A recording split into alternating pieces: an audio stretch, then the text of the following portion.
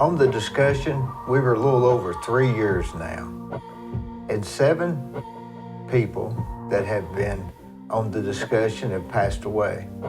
So today's episode is going to be somewhat of a memorial to these people and some interesting parts of the episode. I think you'll enjoy, and there'll be a link that you can click on to watch the full episodes.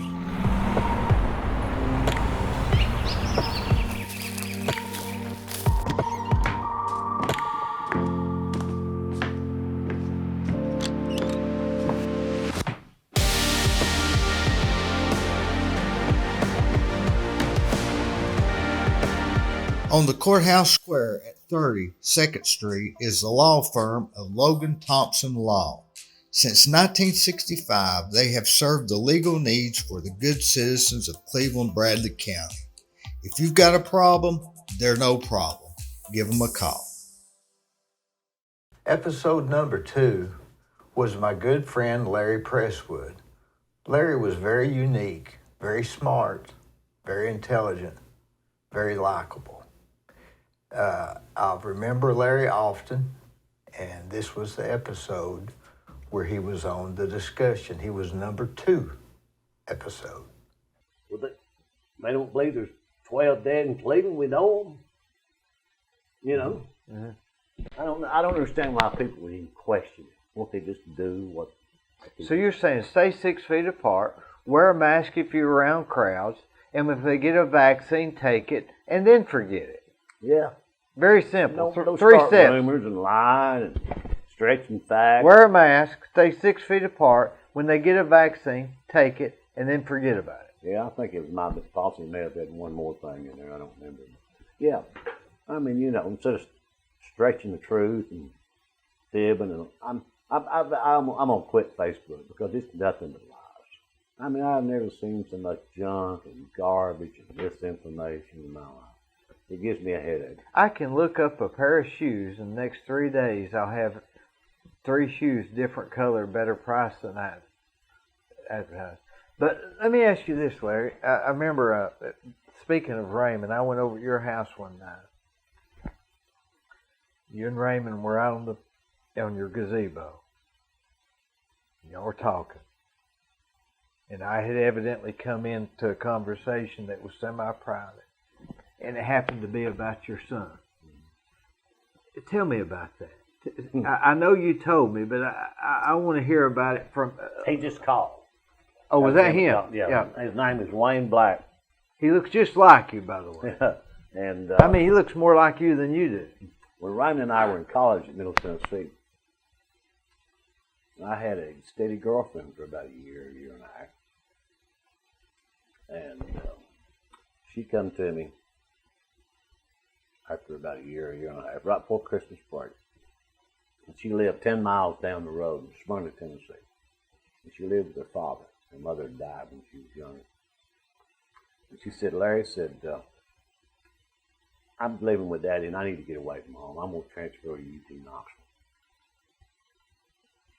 And I said, wait till you go, blah, blah, blah, and gave her a hug. Do you love her? Or? Well, I mean, you know, I'm young and, you know, hate to see her go. I didn't know how she, I didn't think anything about it. Just, you know, you date several girls. You know? Yeah. So we go to Christmas break. I never see her again. Never saw her. Never seen her since. Never hadn't seen her since. That was the end of that story. And so about 10 years ago, I was sitting out there in that gazebo with Joe Evers. It was a Friday afternoon. And I had a guy working with me inside, and he came out in the gazebo and said, you know a guy named Wayne Black? And I said, no. He said, well, he wants to meet you. He's inside. So you was out in the gazebo with Joe Edwards, and the guy was in your house? Yeah. And so I said, Joe, I'll be back in a minute. So I go in there and I see this big tall guy. I didn't think about him favoring me. I thought he sort of favors my son Chad that died. Yeah. And see, he looks a little bit like Chad, except he's taller. And he said, "Are you Larry Presselwood?" And I said, "Yes." And That he was shook the hands, FBI, didn't and, it? and he said, "I'm Wayne Black from Atlanta." And I could tell he was fidgety and a little nervous. I said, "Well, sit Now, down." what year is this? This was About 10 years ago. 2007 About 10 years ago. or 8, probably About 10 years ago. maybe 7, maybe 12 years. Yeah, I can't remember. So I said, "Well, sit down." I could tell he was nervous. I thought, "Damn, is this TBI or FBI? Have I done something with the Yeah. IRS?" Did they Made find me out? nervous. Made Yeah. me nervous. So finally, he sat down, and he said, "Do you know a girl named Harriet Huey?" I said, "Yeah, her nickname was Candy." And this was how many years ago? He was born. He's your age. He was born in '66, and this You're what, 80? 78? 78?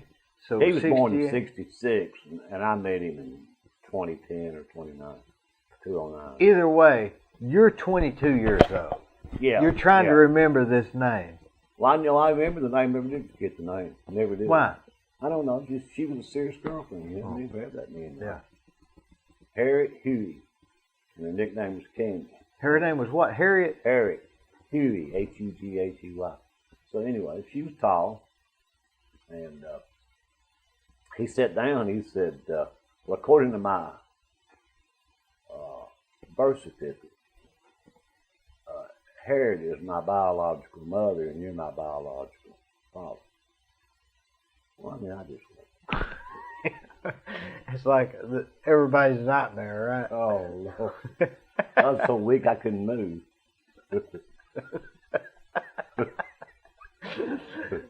It was Friday afternoon.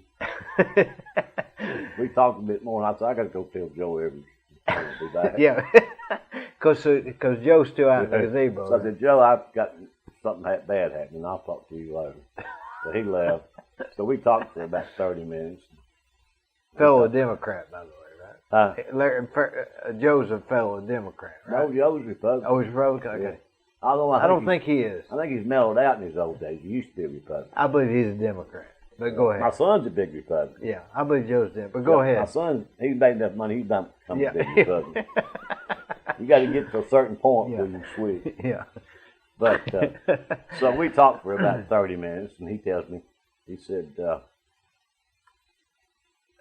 Harriet came to Atlanta. She went and told her daddy, told his mama, biological mom, told his mom, daddy, she was pregnant, and she had one sister that lived in Atlanta, an older sister. So her daddy sent her to Atlanta to stay with her sister. Because you had gotten her pregnant. Because she was pregnant. And so she stayed with her sister, had the baby, put it up for adoption, and then did go to UT Knoxville and graduated. Went on with her life. So, 10 or 15 years before he ran me down. He ran her down. What had happened to him? He had been adopted, I guess? Yeah, he was adopted By who? By who? Regular? by a couple. I met his adopted mother. When I They- went were down. they nice She was people? still alive when I went down. Were they nice people? I didn't know the daddy, but the mother was very nice. Was he happy with that? Yeah, they were good people. So why would he seeking you out? Well, because he wanted to know his biological parents. What he told me was that when he got married and his wife got pregnant with the first child back in 93, 94, he wanted to know who his biological parents were, if no other reason, for health reasons. That's a big reason. So he ran her down, and she met him in Chattanooga. She lives in Franklin, Tennessee. He ran her down. Yeah, first. What was Years that before. like, reckon? Did you say? Well, he said they met in Chattanooga, and he talked to her. That was several years before he ran me down, and he's been around her. I think she come down there once or something. He's been around her some, but not a whole lot. In other words, he doesn't have the bond today with me, with her, that he's got with me. Wonder why. I don't know. But anyway, she's cordial with him. He called her here a while back and said, my daughter's playing volleyball in Nashville. We thought we'd come by and say hello. And she said, sure, come on by. But she doesn't make any effort. In fact, she never had any more kids. But she went and adopted a kid. 10 or 15 years younger than him. Have you ever talked? I have never talked to her. Not once. I would have to talk to her. I don't think she wants to talk to me.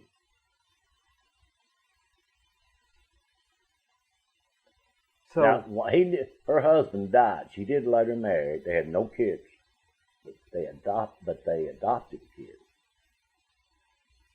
And her husband knew Wayne was their biological son, and he was a nice guy, Wayne said. But the kid didn't know it, But anyway, and Wayne told me then, he said, I've tried to find you before. He said, I stopped over on Centenary Avenue a couple times. I remember when you lived on Centenary. And he said, I rung the doorbell. I was on my way to UT Georgia game. And he said, I was going to lie. I just wanted to see what you looked like. And then said, I'm sorry, I got the wrong number. So he tried a few times, but never had caught me until then. So after we talked for about an hour, I was just so weak. I said, and that had to be absolutely devastating. huh? That had to be devastating. Well, it was earth-shattering. Yeah. And so after about an hour, I said, you want to go by the Elks and have a drink? He said, yeah. So we went down to the Elks and opened the door, and I walked in the bartender and looked at, is that your son? I've seen pictures of him. He looks like you when you were young. Yeah. Identical. So he's been a lot of help to me on a lot of things since I've been sick. He's come up here and he's handling all the doctors for me. He checks on me. And, you know, some of this stuff gets complicated, and I've given him all the. But you haven't said one time.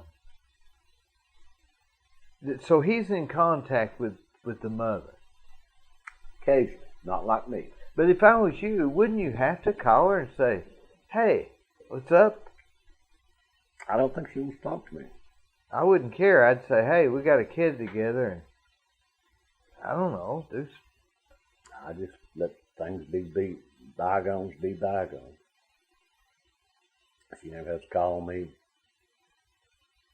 And she lives in Knoxville? Brentwood. Hoity-toity.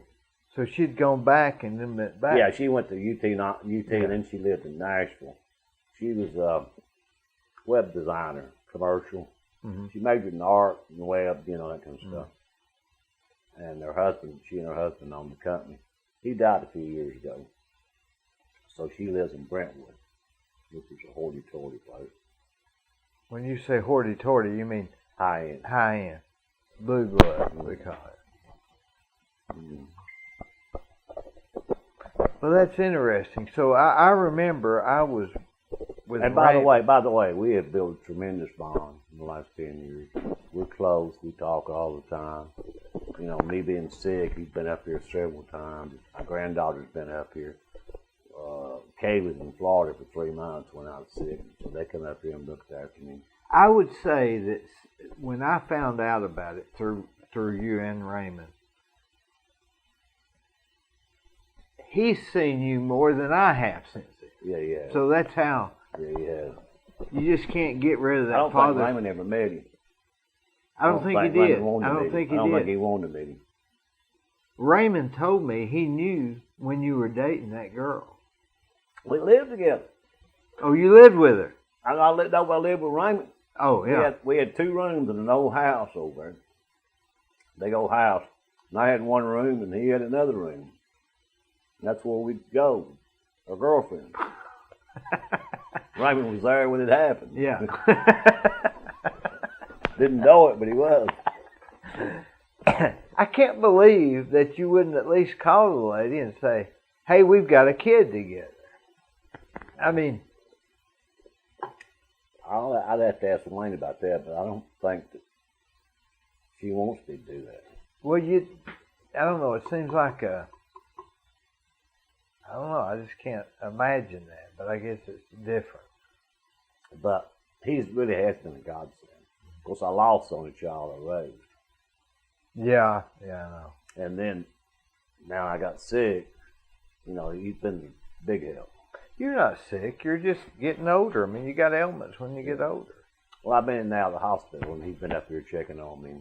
If you want to stay alive, stay away from doctors. You don't have much choice sometimes, do you? Why not? Well, you got a real problem. You got to address it. What problem you got?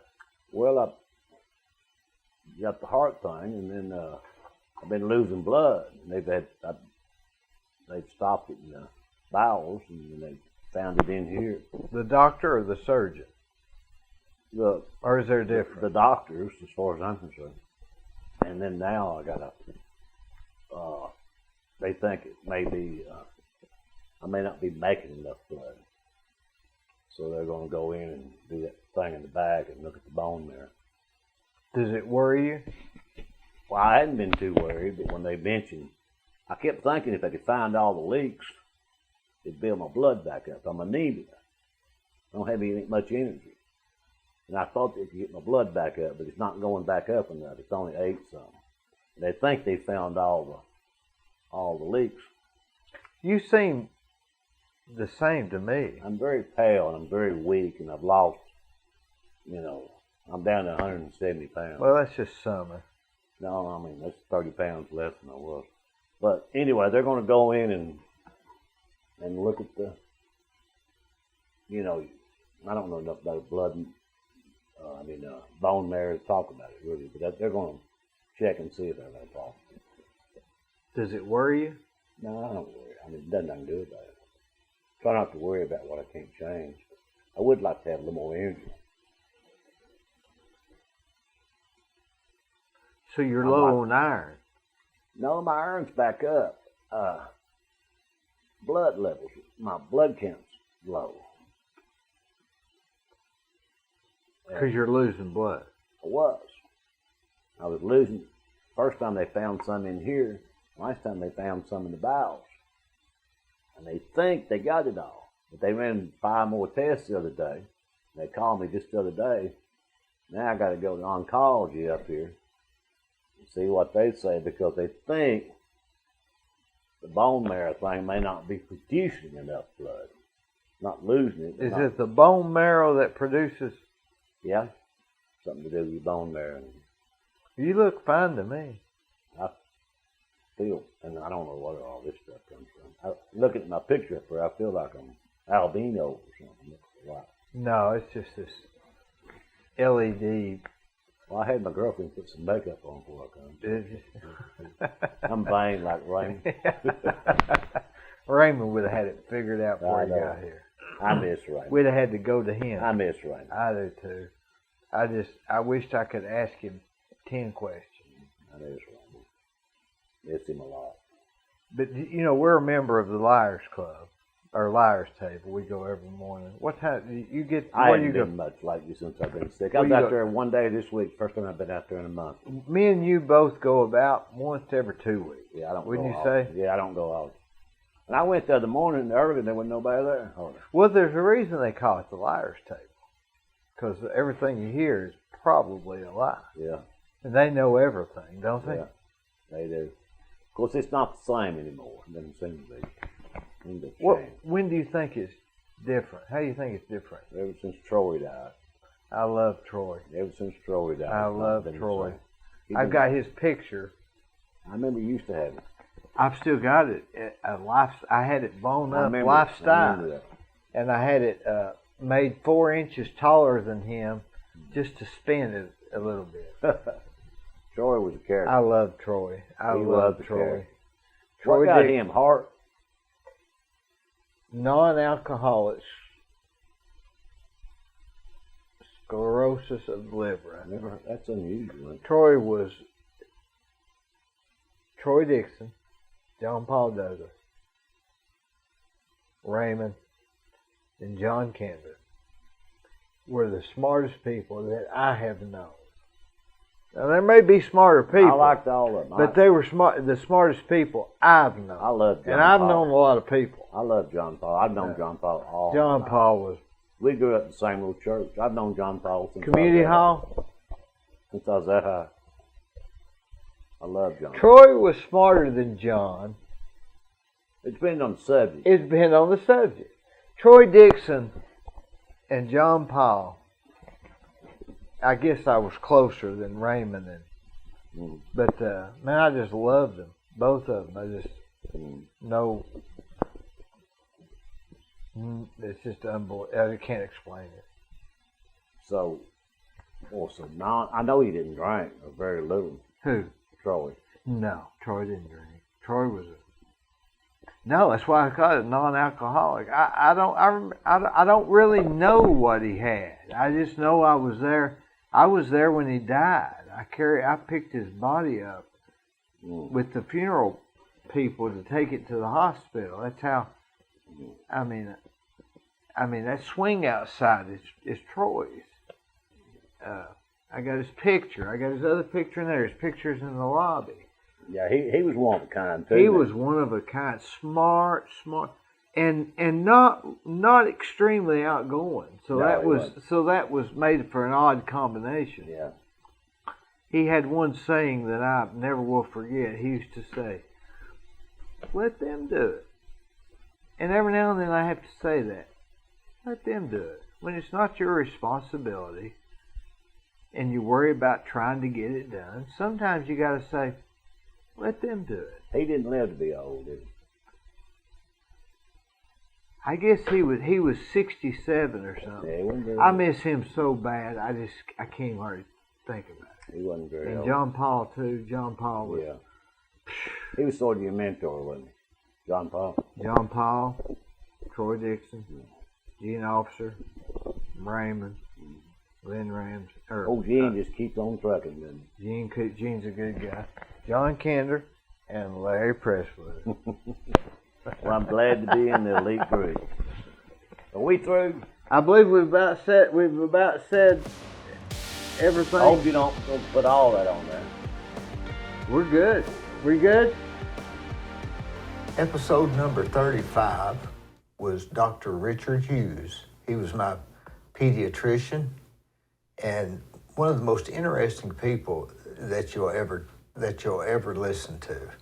It was a great discussion. He had various interests, and I really enjoyed it. Yeah. And then if it crashed, the show would be over. Yeah. Well, not in our lifetime, but we'll probably see it fairly common one of these days that we can go to Mars. Oh yeah, with Yeah. Elon Musk and Yeah. he says in 2028, I think. And everything he says, it happens. Mm-hmm. Do you think that one of the inventions? This is getting way off the subject. Do you think that teleportation of people could be a possibility? Because that's the last thing that hadn't happened from Star Trek. Mm-hmm. I don't know. It might be. Might very well. I don't know. Quantum physics is weird, that's for sure. What's Because that? Quantum physics is, Yeah. That would be what it would be, right? Yeah. Quantum physics. it would be it'd be a mechanics of quantum physics. Yeah. And these guys that Go did, from here to there without traveling in between. yeah. Yeah. These Just, are the guys that amaze me more than anybody is these astrophysicists. That study the stars. Yeah. And They're studying and the something you can't planets. see. You can't see, and you really can't even prove it. Yeah, you can't prove it. You've got some of these telescopes that are really great now The Hubble. in Chile and certain areas, but they didn't have before. They've got one now that they've almost got finished, and it's going to be amazing what they can see. But you talk about light years. Yeah. They will say so many light years. A light year, I think, is about 1 million miles. 1 light year, or maybe more. Yeah. And no, I'm wrong on It that. I says- don't know how many a light year is. It's more than 1 million miles, but it is amazing. Doesn't it take light like maybe 7 years? Yeah. The sun that we're seeing. The sun that we're seeing now, the sun that we are seeing now, when we see it down here, is 8 minutes. It's not. I read that. It takes 8 minutes for that light, for it originates to where we see it here. It's 98 million miles away. 98 million miles away. And there's stuff beyond the sun. And there's stuff beyond the sun, beyond our solar system.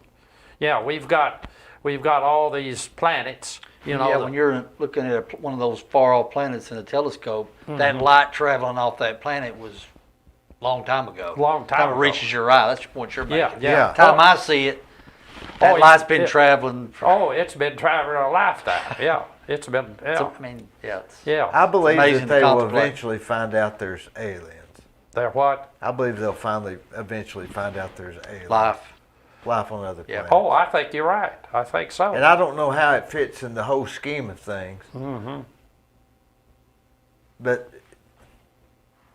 you think they will? Yeah, I think so. You think You- those people have seen stuff? Oh yeah, I think so. Maybe. Yeah.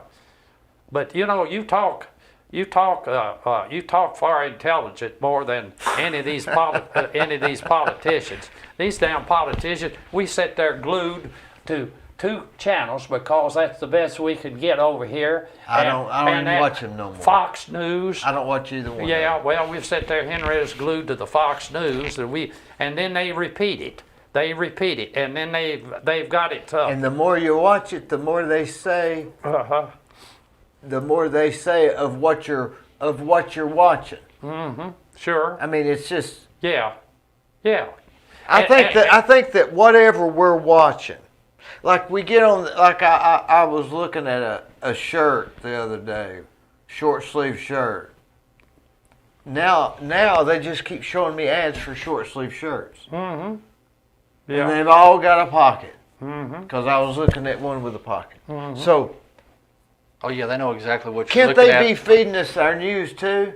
Oh, sure. They're All right. They target you. Now, Yeah, just if like the they're internet, feeding me they're the targeting. news, maybe it's not even real. Well, that's true. I mean, They know what you want they're, to hear. they're creating Every channel knows what the viewers want to hear. what they want to hear. They know Yep. what the audience wants to hear. Well, so Absolutely. here, and these commentators, these pundits.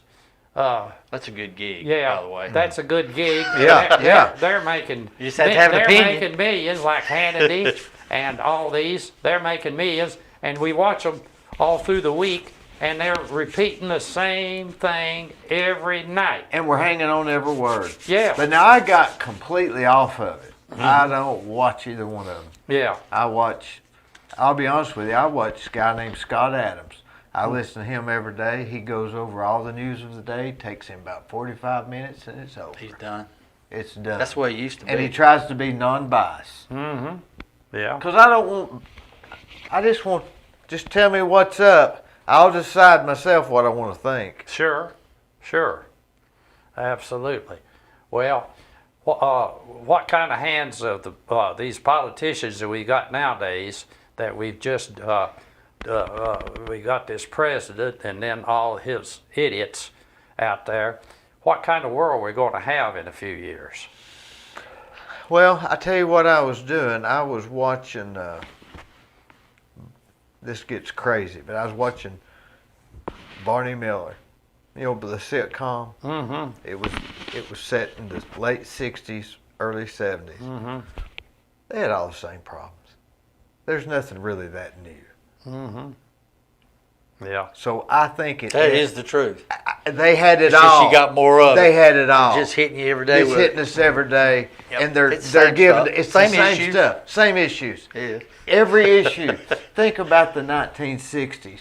They assassinated 2 presidents. They killed Martin Luther King. Rosa Parks wouldn't get on the bus. They had segregation, women's rights. They sent all the kids to Vietnam. They sent 50,000 troops to Chicago. The Black Panthers were having rights. What's different? Good point. It was more turbulent then than it is I mean, now. think about it. Really, it was more And all turbulent then. all we're trying to do is figure out whether you're a you or a he or a or a her, and we can't say mother or father, right? Yeah. That's right. And it's a smear game. It's a smear game. I just smear you. And and if you don't agree with me, I'm going to smear you. And with this thing here, if I like just, you agree with me, you're great. You're no good. yeah, you're no good. Don't buy from me because I don't agree with that. It's all And it's vanity. only the way, because of the way they told me, that made me think we're really thinking about the same. So I think that it ebbs and flows, and I think there's maybe nothing that new. And I tell you who told me this was I was eating lunch with Tom Cry. You know Tom? You do. You know, he's a good friend of mine. I was talking. He said, "Hey," and he told me about all the stuff. He said, "Quit crying and put on your big boy pants." He said, "I went through the '60s. This ain't nothing." He's right. Made You're me right. feel It's nothing- better. Yeah, it's nothing new. It's nothing new. Doesn't mean we ignore Just it. extenuating differences. It's right. There's money to be made by exploiting people's That's differences. right. The difference is and- now they're and putting it out conflict. there. See, I I like could, conflict. I could Stirring put it on up. here now. I could take a snippet and say,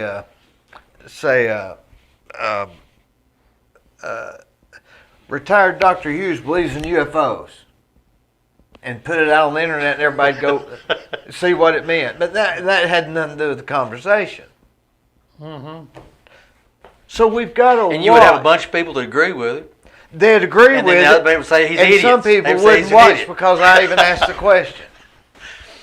So what we've got to do is not let them influence us. Absolutely. We've got to think for ourselves. They say the old saying is you have to be your own doctor, your own lawyer, and your own preacher. Now you have to be your own news journalist That's true. That's right. because nobody knows. And that used to be what school was for, Dee. We talked earlier. That's right. I was to learn to think for myself. That's right. Learn to think for yourself. That's why they had show and tell on Fridays. But just because I don't agree with my dad doesn't mean I was indoctrinated by a professor necessarily. I just have a different opinion. That's true. I guess, right? Yeah, I guess. Yeah. It's because it's all, we're really all just a product.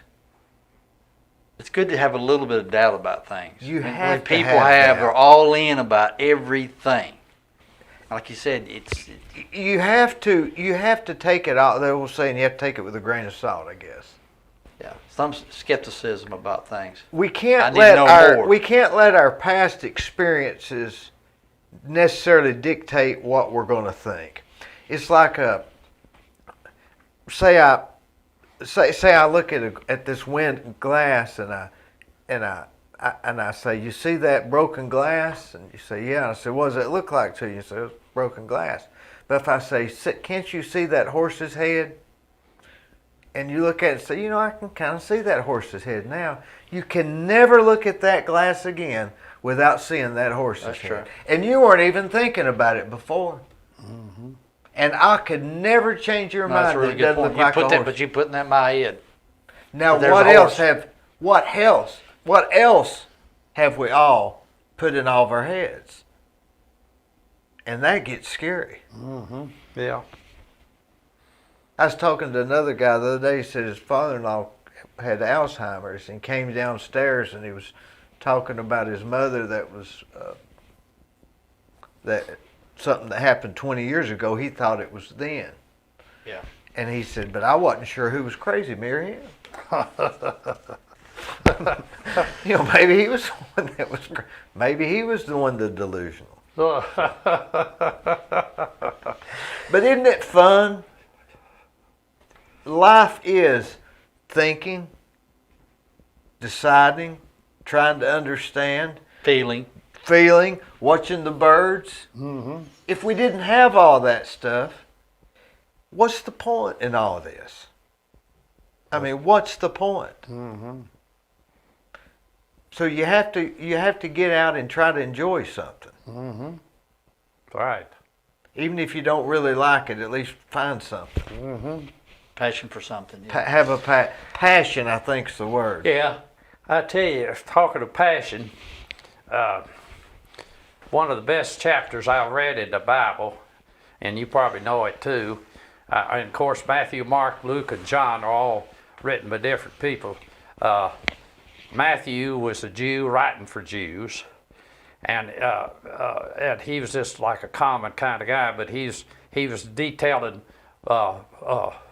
Jesus' activities, the way he thought, and he chronologically was trying to match it up. And then you had Mark, which was he was into what was Mark into? He portrayed Christ a little bit different. Then you had Luke, who's a doctor, right? and Luke a was physician. Luke was a doctor. And, So he was looking at it. He was looking at the glass a little different, wasn't he? yeah, Maybe? he was. Luke was and he's just like a friendly family physician. That was what Luke was about, and he was just trying to make Christ as human as he could. And then we had John, which is not part of the Synoptic Gospels, which John was a little bit different, but John was trying to portray Christ as, I think, mainly two natures. He had, who was the one that, I guess it was Mark that I was trying to remember, that he was trying to say that Jesus sacrificed, and then he was trying to be he would sacrifice and trying to help people too. But then, and John, I always remember that first few lines of John, which was, in the beginning was the Word, and the Word was God, and the Word was God. And then in the beginning, He was the Word, and He was God. And then the third verse, I think, was, all things were made by Him, and nothing made that was made that wasn't made was Him. And then He was the light of the world. And then you've got all these beautiful passages in the Bible. You've got and the Psalms I love. Now, those people were all the apostles. They actually knew him. Yeah, that's like right. I know you, like you know me. Yeah, They knew them better. Yeah, he did. And then see, Luke wrote Acts. Yeah. Yeah, Luke wrote Acts too. So he had two epistles he already wrote. He wrote Acts and he wrote Luke, and then I think the reason they called it Acts, I think they had a designation of that somewhere. It was Acts of the people Of the apostles. Of the apostles on the upper room, and describing all that. But they all portrayed it pretty close to the same thing, just their version. Exactly. But it was about the same. It was about the same, and it was all about the Middle East. Yeah. Most of these were Jewish writers from the Middle East. That's the Bible was written mainly by Jews Hebrews. from the Middle East. Except Israelites. What about Josephus? Josephus, I've forgotten about Josephus. He was up there. Because he was supposed to give Historian. fake news, right? Yeah, he was supposed to give fake news. He was an historian. and when Jesus was in the tomb, who was the guy Joseph was a rich man, and he wanted to place him in a different tomb, and so they let him do that. He was afraid they'd have tomb robbers, right? Yeah, and that's right. He's afraid he's going to get tomb robbers, and so he didn't want that. So he bought this tomb, Golgotha, and that's where they placed the angel. Yeah, Golgotha. Yeah. And then he dressed Jesus after he came down from that cross. He dressed him in linen, fine linen, and put him in that tomb. And he said, you've got to roll a rock. And he had to watch people out there watching his tomb. But he said, you got to roll this have this rock to lock him in that tomb. So they rolled this big rock over there. And then the next day, you had these women that were following him, Mary Magdalene and Martha and Mary, another Mary, Jesus' mother. So they were following Jesus, and then they came out early in the morning, and they had. That's where they get the Shroud of Turin. Yeah, probably so. Yeah, or they're not sure. Not sure about that. And then I think the women saw that the rock was rolled away.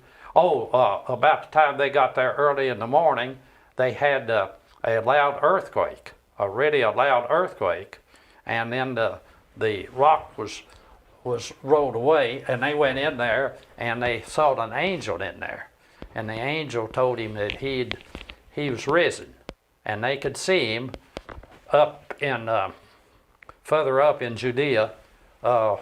He was already In Galilee. in Galilee. Yeah, they said you could see him along the way. You could see him along the way. So they And went. you know, that was on Easter. Yeah, What are the odds? And this is Easter, yeah, exactly. Yeah, the third day. The third day. Here we are. yeah.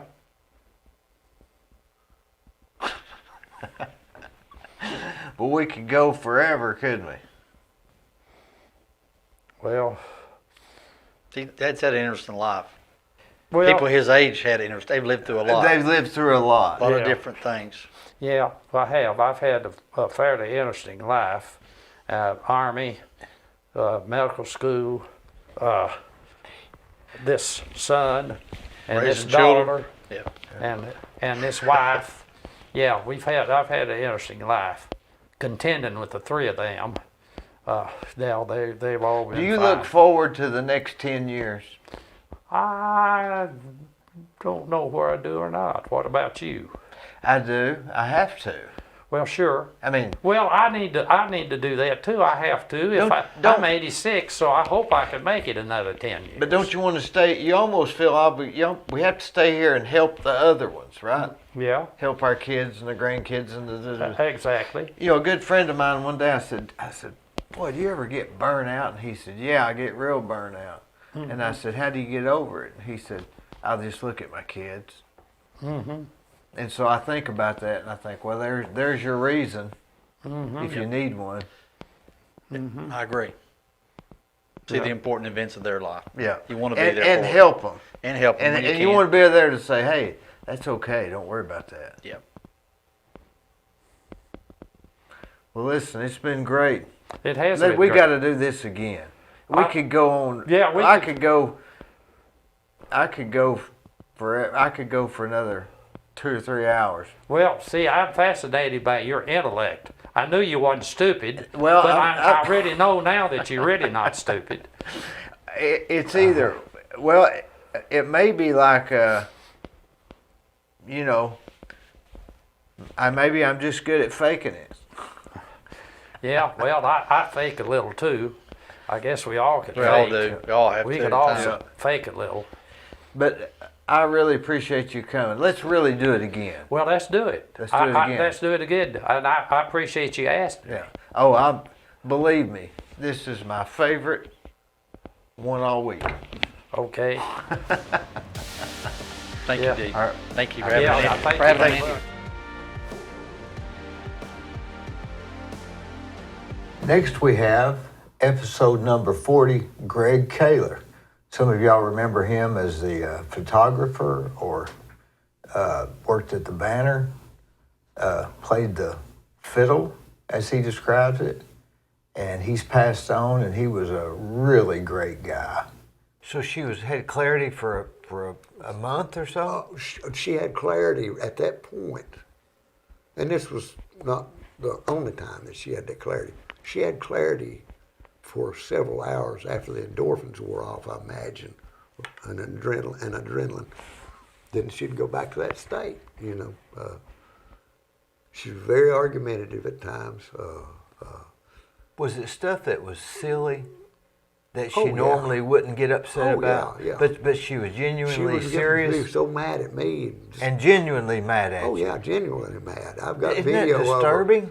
I've got video of her standing talking into a mirror, thinking she's looking outside of a window, hollering for the neighbor to come and help her. Isn't that disturbing? Oh yeah, she would try to make phone calls on the remote control for the TV.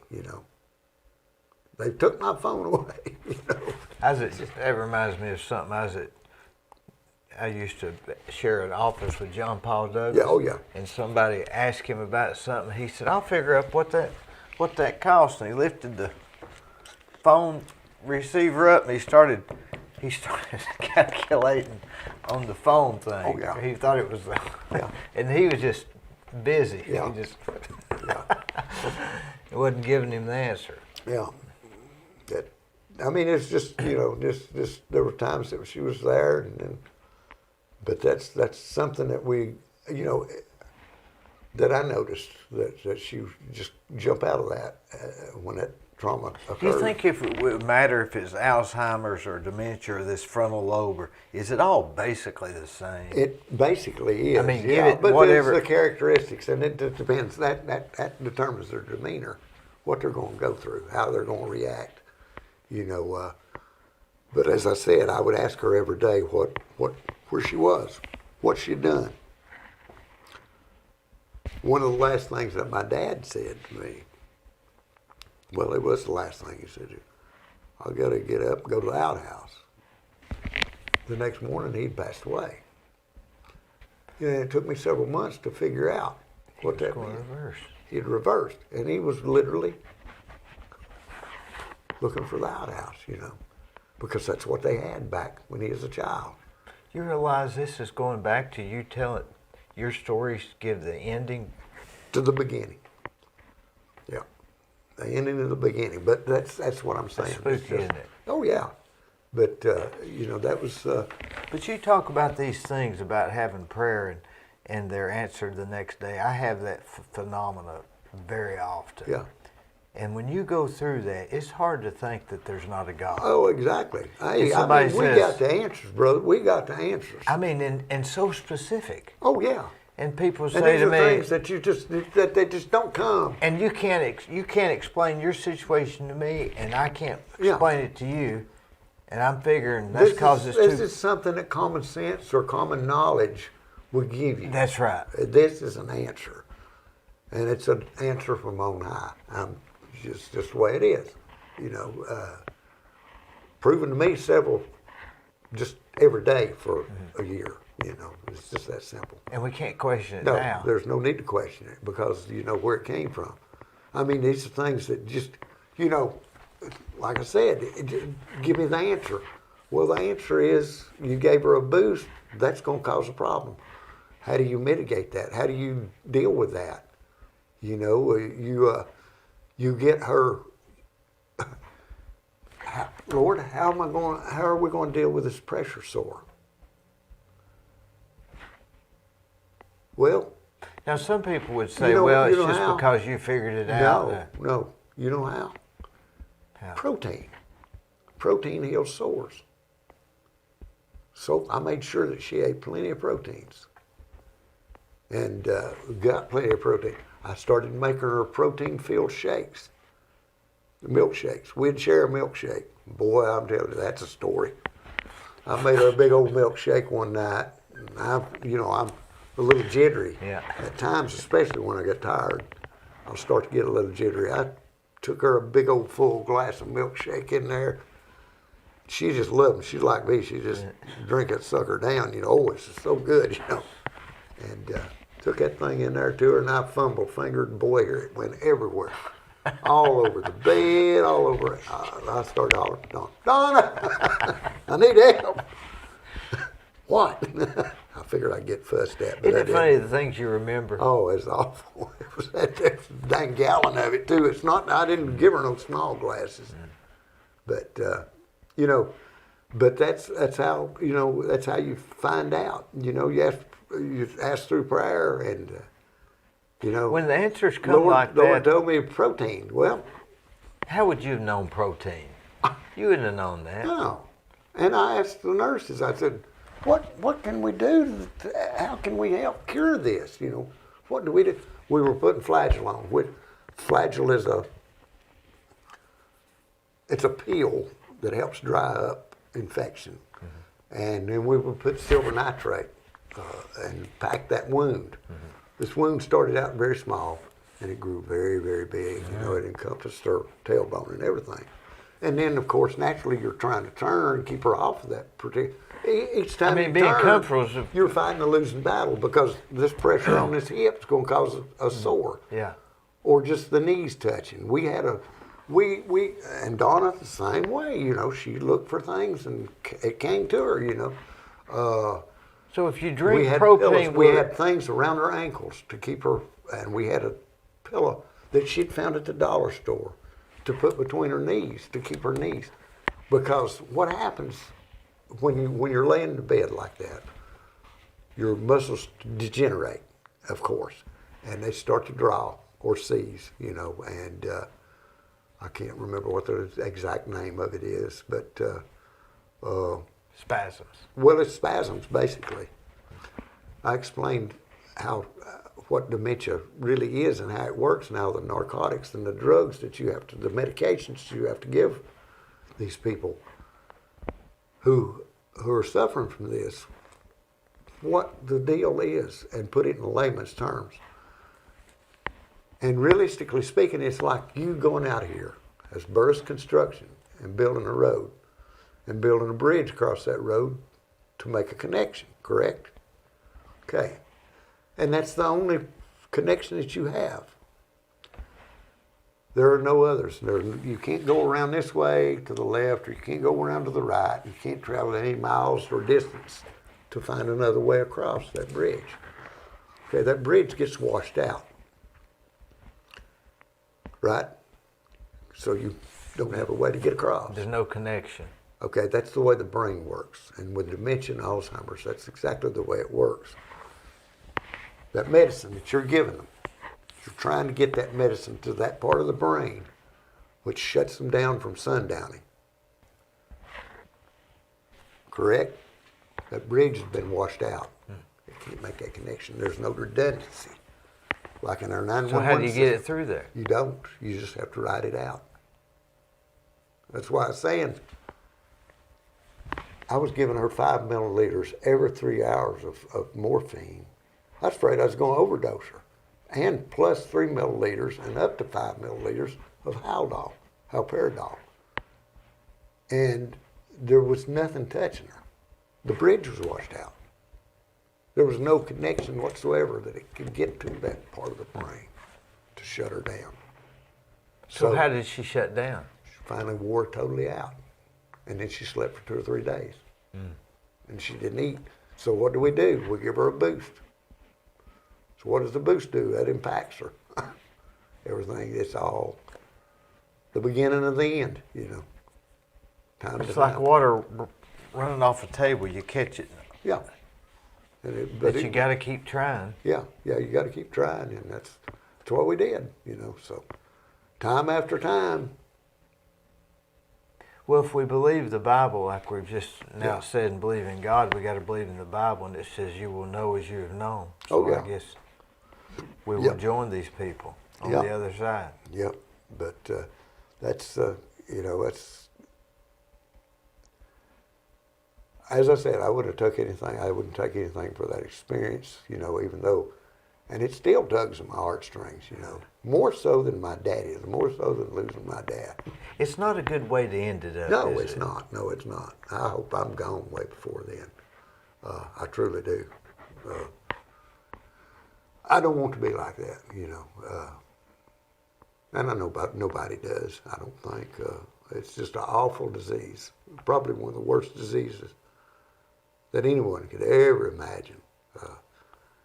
But as I said, I wouldn't take anything for the experience with her and what we learned and how we passed things along to other people and what came out of it as far as the good. And there's nothing ever good or easy about letting go. She can lay I would lay my face down to hers and tell her it was okay, Tell her every night that we loved her, and I can't regret any of that, and I can't regret any of the things that we did to try to help her and go through that part of that disease. And, Mark Grissom was very involved in raising money for Alzheimer's and help, and he was very instrumental in helping a lot there too, and a good inspiration. And we may see him every day too, Very Right, yeah. untimely death, for Yeah. to that loss for everybody who ever knew him and who had ever befriended him. And he flew. John Miles, and myself flew over the rock slide in Polk County years ago, and Mark was the pilot. He piloted. Of course, John was the pilot too. Mark Grissom was a pilot. He sure was. Well, I didn't know that. And I told him, I said, buddy, don't get us up here. I said, do not get us up here and let us be a customer. But I don't know if I'd have flown with it. Well, I didn't know at that point in time. I didn't know, Yeah. you know. I didn't know that he was going to fly it because Johnny Miles and myself, we were photographers. Yeah. You know, we worked together. He was video. I was a Yeah, photographer. with Johnny Miles, but I don't know about Mark as far as But flying. anyway, I crawled He in never that was plane, that technical. And I told him, I said, dude, you're the man. If we both go, I said, I ain't a paying. Yeah. I said, we're going to make this deal right out right now. But he was good, smooth as silk. Come in landing out here. Hardwick, that was when Hardwick was still out here. But come in just as smooth as... I never knew he was a pilot. Smooth as... I would have never dreamed. Smooth as silk, you know, just a smooth, good smooth. And we flew over the rock slide and did pictures and all that stuff. And, flew over the mountains. Beautiful, beautiful. And looking down on that rock slide was something. Now that COVID's over, you've watched after your mother and everything's back to some form of normal. What's next? What's next? For Greg Kaler. Well, I'm getting ready to, for the umpteenth time, getting ready to do a little remodeling. You're gonna kill yourself. No, I'm not gonna do it this time. I'm gonna just direct. You're gonna really kill yourself. Yeah, probably. Actually, I'm probably gonna get you to do it, or at least suggest somebody to do it. It's not gonna be that big of a job. We just took a small house, like I said, and I don't want any more. We've had big, middle, you know. Why do anything? Why not just live there? That project was not the first project. You know, I've done probably nearly a dozen houses. Didn't live in all of them. I've just helped people do stuff, you know. And my sister asked me, she said, how did you learn how to do this? And I said, well, I just did, you know, through time and effort. When we lived on Park Avenue, we took a 900 square foot house and it ended up about 2,700, you know. We took a roof and we moved the house first. But why do anything? We moved the house. It was where Don Ledford raised the family up a little bit. It was located on 17th in Georgetown, where the apartments are, the condos are at now. You know where I'm talking about? Devon Lane? No, 17th Street, where all the condos are at. Oh, yeah. Don Ledford's house sat back here in the corner. I of didn't the realize farmhouse. that. Yeah. But anyway, we moved the house from there, 2 blocks north to Park Avenue. Everything was going smooth. Going to have Georgetown Road shut down in 5 minutes. Fell through the road. It fell through the road. The house. Yeah. I said, what was that? I was walking behind it. What was that? I said, uh-oh. So we dug it out, had Georgetown Road shut down for about 5 hours. Finally got it out, pulled it on into the lot, and had it up on the beams for months or so, you know, while we had the footer already poured, but didn't have the blocks up, foundation. So they set the blocks, and then we lowered it down and stripped it. Lived in it for 5 or 6 years, and then we did phase 2. Phase 2 required building a freestanding garage, which was 2-story, and it was 34 by 32, if I'm not mistaken. And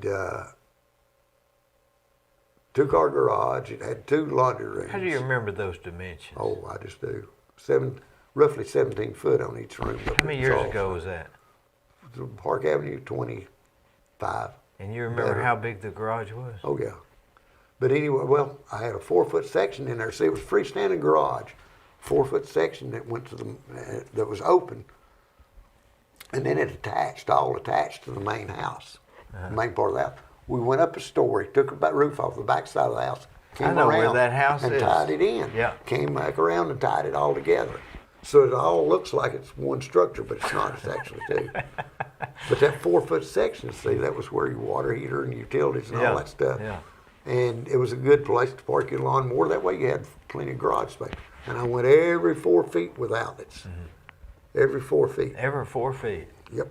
And that's what I want on this next project. Every 4 feet, we're going to do a kitchen.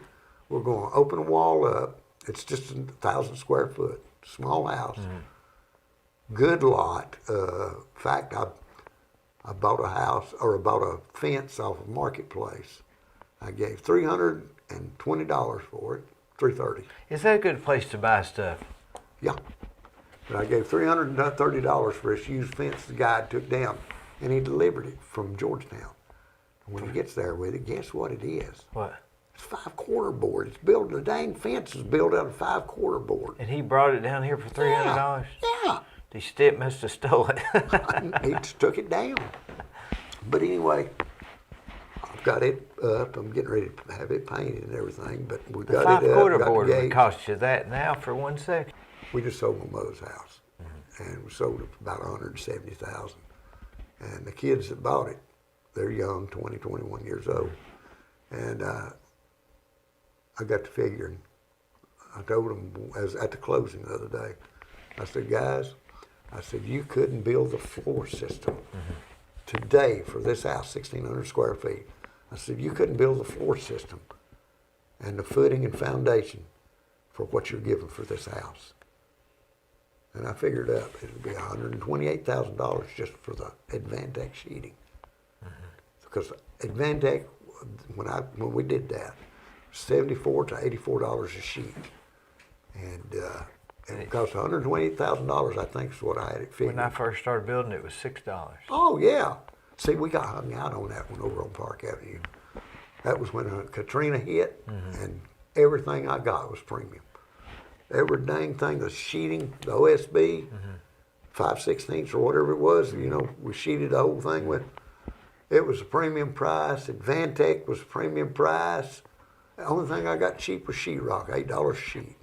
Yeah. But it was awful. But we went through that house. We totally rewired, replumbed, tore inside, outside walls, insulated inside, outside walls, tore all the lath and plaster out. Went back with sheetrock, finished it all. New kitchen, of course, it had old farmhouse sink in it, and I just kicked myself for getting rid of that thing. The drain board sink. I'd like to put it in this old house that I got. Looking back, but anyway,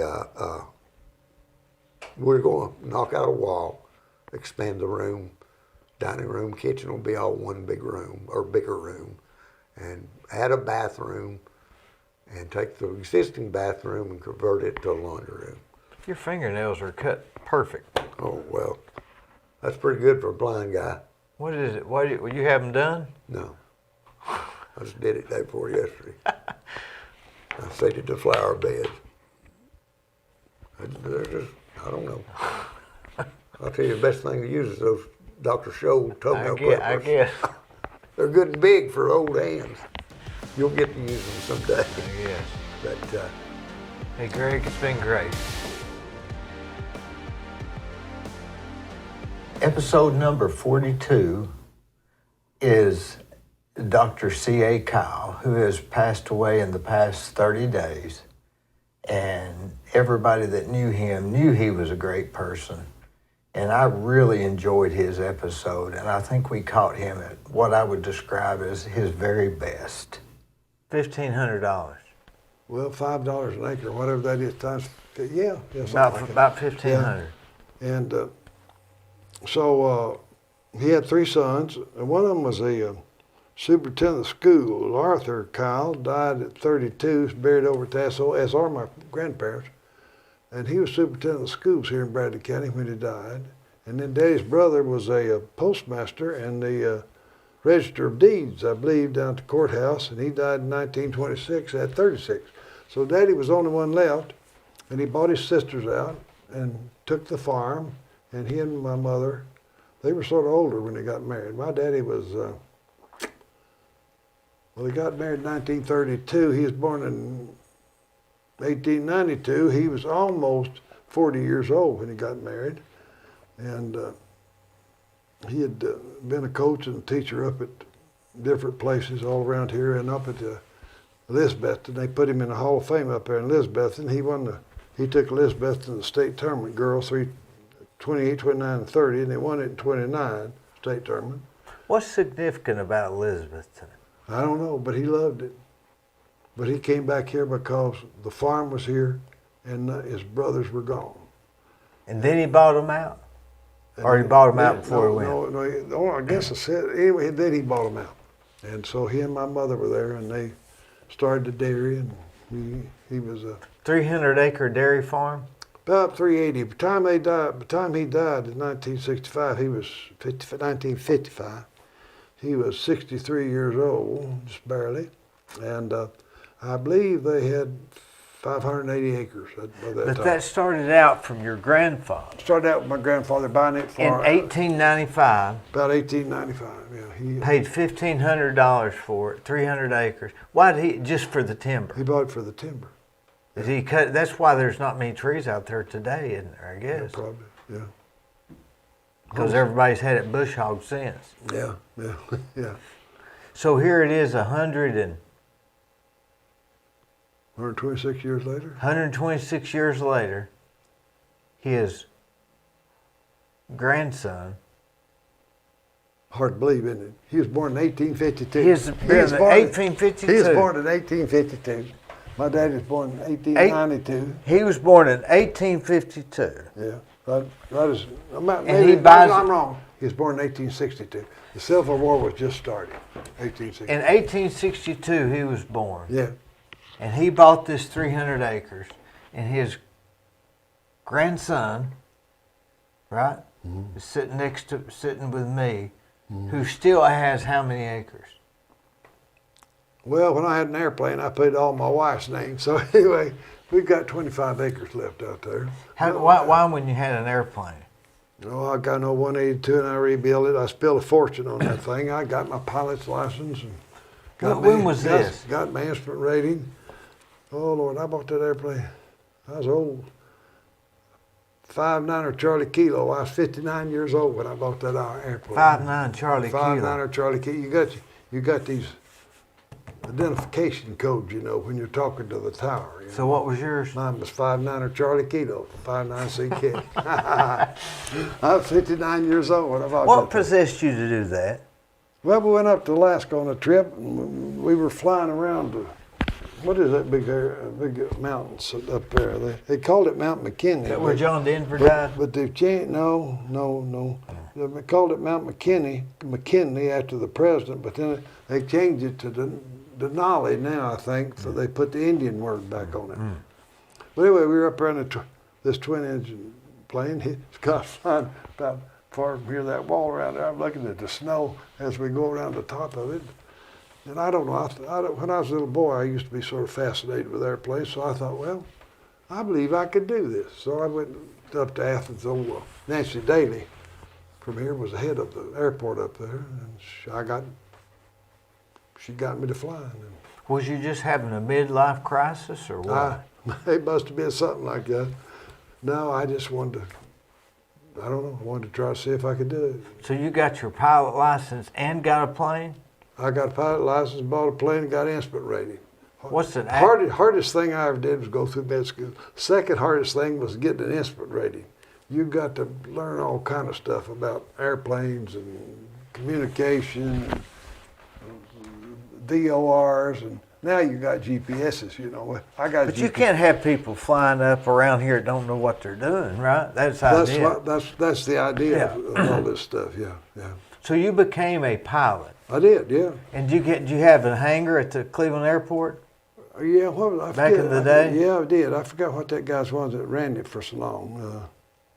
Nell was his wife's name, but anyway, I rented a hangar from him. Had my plane in there. How much was the hangar? $75 a month, I believe it was.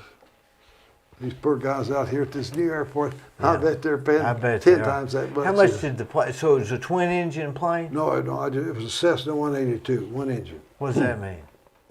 Well, it's a Cessna. And So it didn't have the propellers on it. Oh, it had propellers, but it's just a one-engine plane. There's a Cessna 152, a 172, a 182, and a 206. How many could fit in your Cessna? Just four people. Were they sitting like this? Not that bad. Not that bad. You can sit like that, yeah.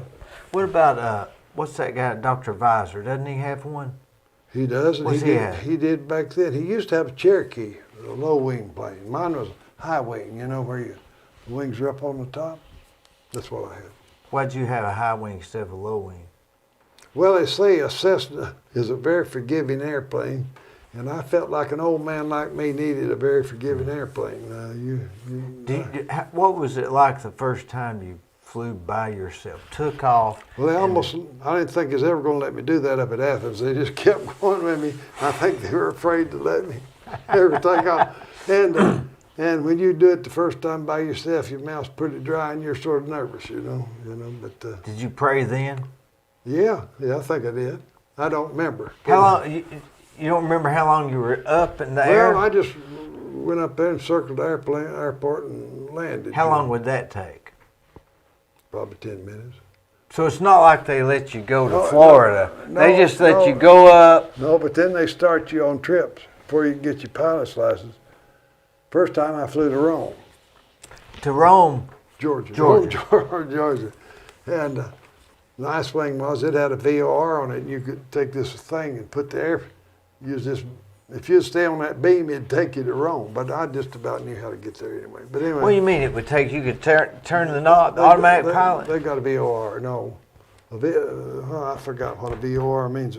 Something orbital direction or something like that. Anyway, you've got this radio in your plane, if you have this, and you would tune it into that frequency, and you would adjust it till it showed you what a straight line would take you to it. Say you flew 180 degrees or 182 degrees, 180 degrees. Yeah, whatever. Then you'd just fly 180 degrees, and it'd take you down to where that to where the VOR was. And so the whole time you're talking to the guy at the Cleveland airport? No. Who are you talking to? Nobody. You just talk when you're getting ready to land. You don't talk when you're taking off. No, you talk. You clear all that up before you take off.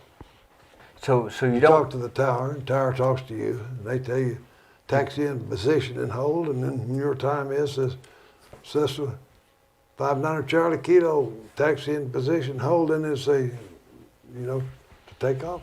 And you take off. You'd go up, take off. Do you have communications with the Rome people, like in Rome, between Well, here and there, or do you wait till you start to get close and say, Wait I'm coming in? Wait till you get close. And you say what? Well, usually what you do is you would talk to the people in Athens, and you would talk to the people at Chattanooga and ask them to track you. Why? So if you got in bad trouble, they could help you find someplace to land or something, So in other words, like calling and saying, I'm on my way home. Yeah. Telling somebody. So would they really track you? Yeah, Or would they just sort of like say, we got this guy They'll coming? track you. They show you on your That's radar. what they do. So you got a transponder on there, and they'd tell you what squawk so-and-so, and you'd put that in your transponder, that number, and then they could follow you on radar. They'd be following you on radar.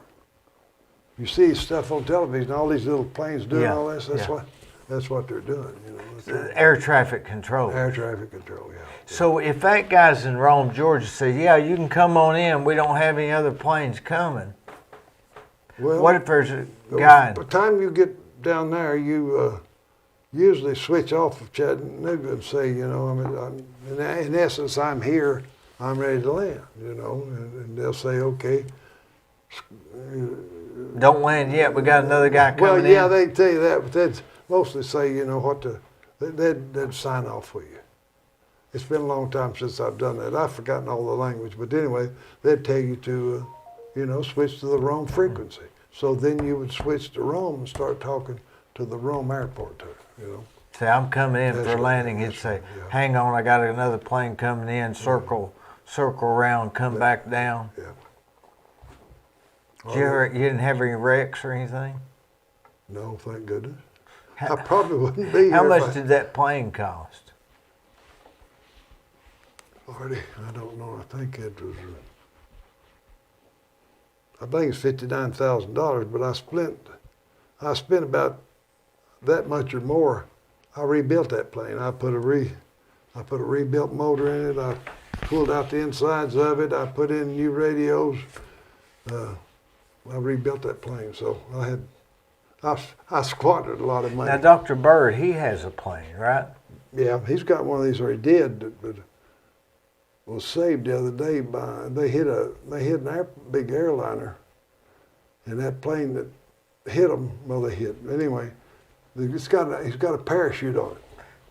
So Dr. Bird got hit by another plane? No. Bird has an airplane like that, Yeah. and it hit the other plane. Yeah. But the wonderful thing is, if you pull the chute opens up and parachutes the plane down to the ground. That's what happened at another airport here about 2 I've weeks seen ago. those planes. There. Yeah. Well, Bird's got one like that.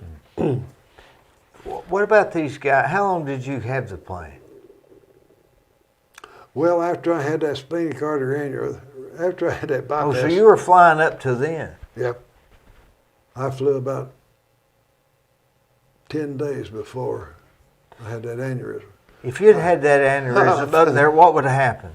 I'd have died. There's no way, right? No probability. The odds have probably been about 1 out of 100 that I could ever gotten it down. Yeah. Well, you'd have passed out. That's right. That's right. That's why I don't like to fly with one pilot. Yeah. Yeah. Would you ever fly with one pilot? I have. But would you now after you had that? I'd want to be young and healthy. Yeah. Because if you're on a plane, there's only one pilot. The odds of them, I mean, if they just get a stomach ache, they may not Well, now get you've you got down. usually you've got duplicate controls over here on the other side. Who's sitting over? If you're just But one if you- pilot, But if you've got another pilot over but, there, you're but all if right. you don't have one, Then you're in deep stuff. would you? So you wouldn't recommend flying with just one pilot, unless you're just yourself.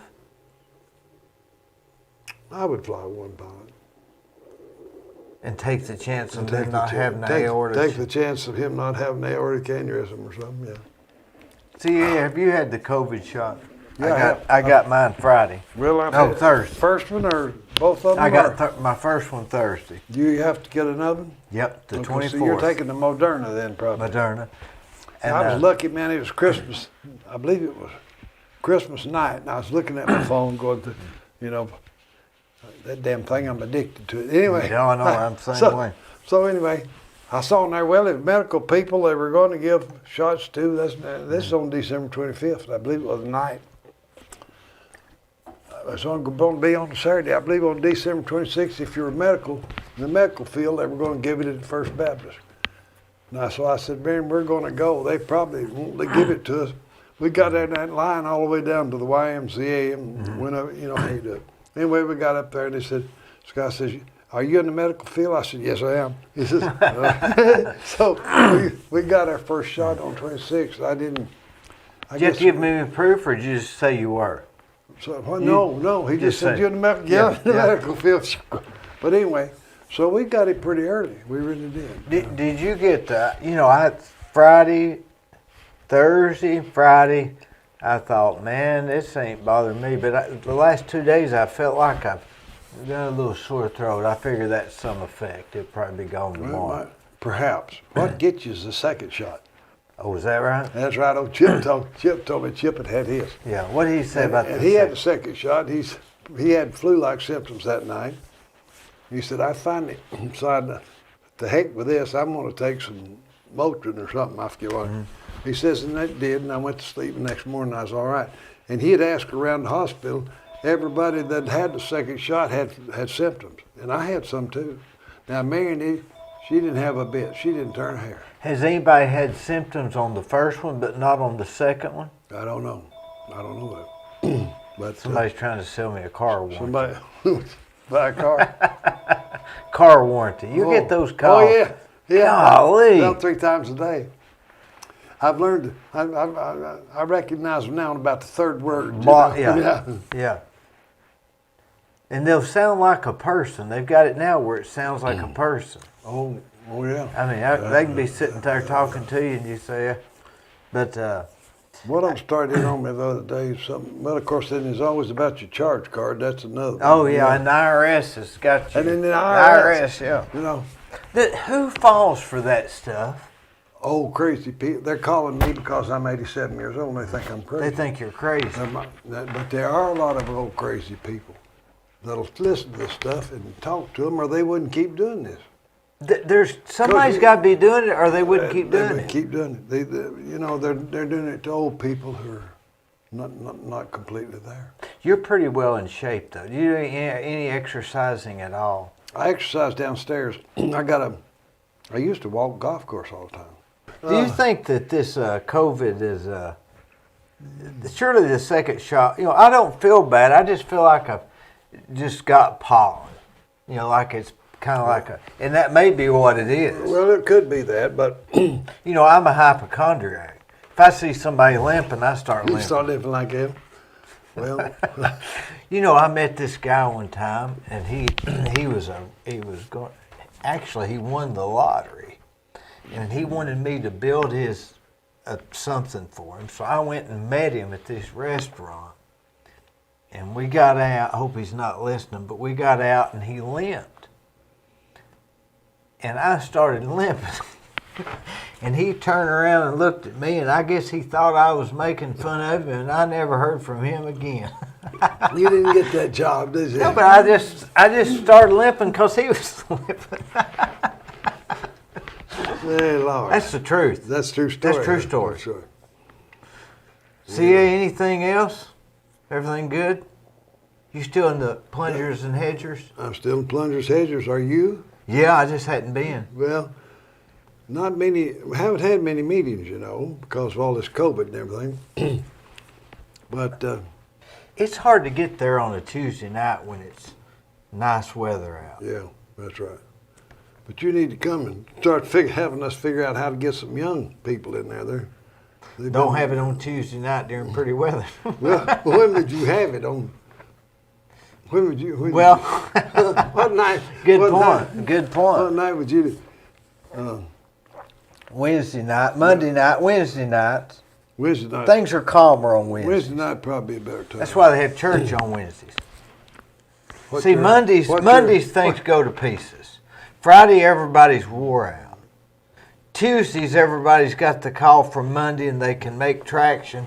Thursday, they're trying to get it done before the weekend. Before weekend. So Wednesday, you got to. That's why they have church. But did they have church on Wednesday night when you was growing up, or did that start during the?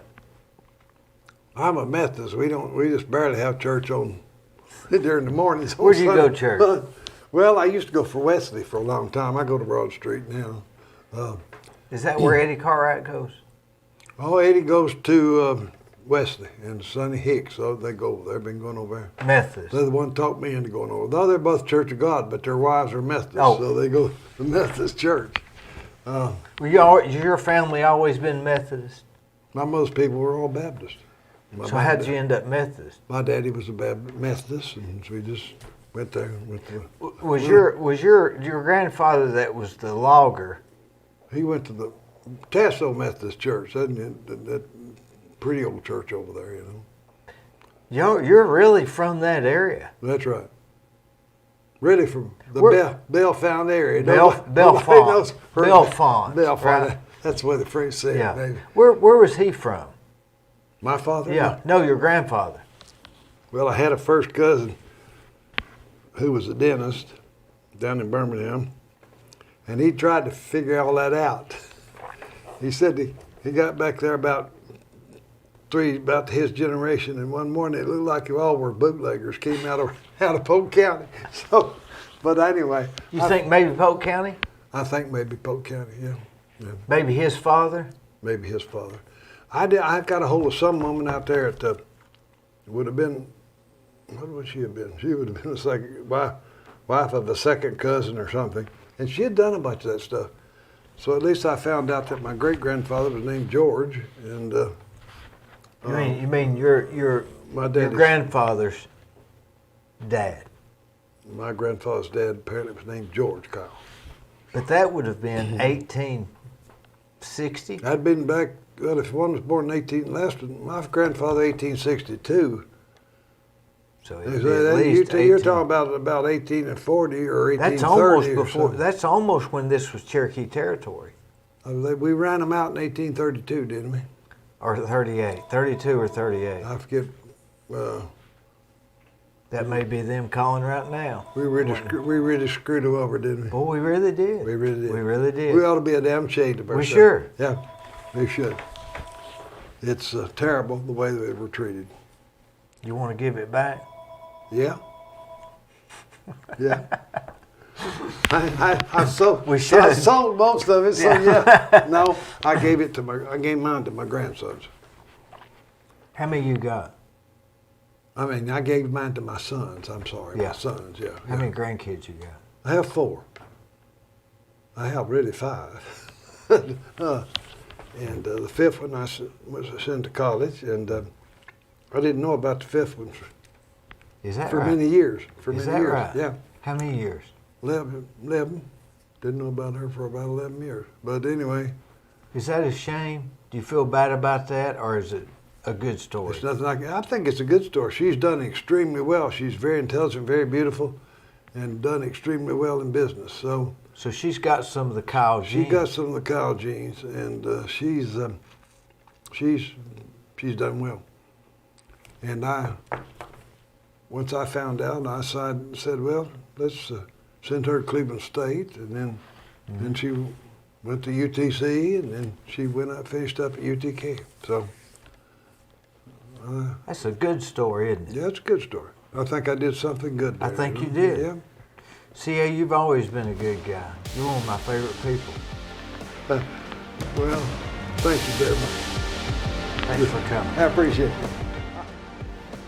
Next is episode 43, Alpha Combs. She passed away about, I guess, within the last year, and she was one of the last surviving residents of the Manhattan Project in Oak Ridge. She was around 100 years old at that time, maybe 98.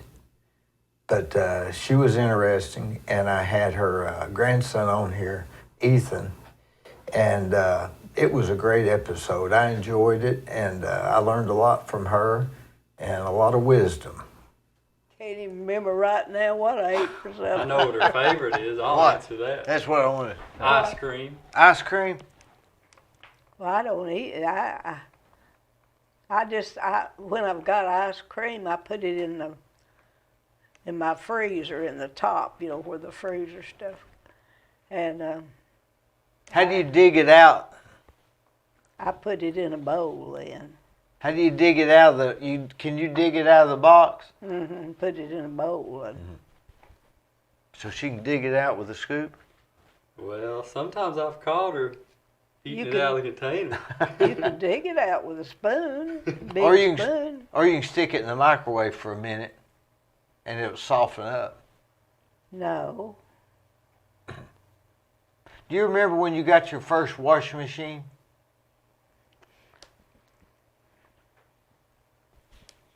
I can't remember that.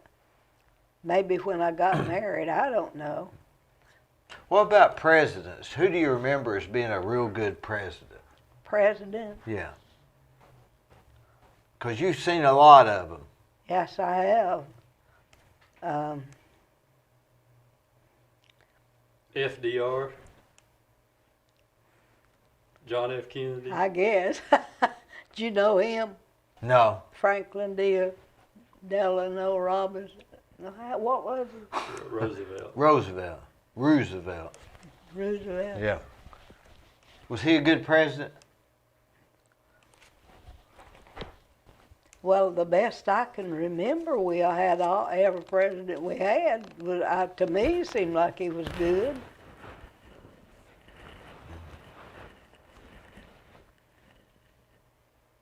Tell him about your mama. About my mama. Yeah, how she raised you and all them girls after your father had passed away. Yes, she did. If your dad died when you were 13, your mother had a pretty big load on her, didn't she? And you know what? She got a job. They was at Ooltewah High School. I can't. They was doing something. Anyway, they had others working, but she was the boss. My mama was the boss. And yeah, that she did. And you know what? She'd have to walk from where we lived to Ooltewah and work and then walk home. And she sure was a good mama, and Daddy too.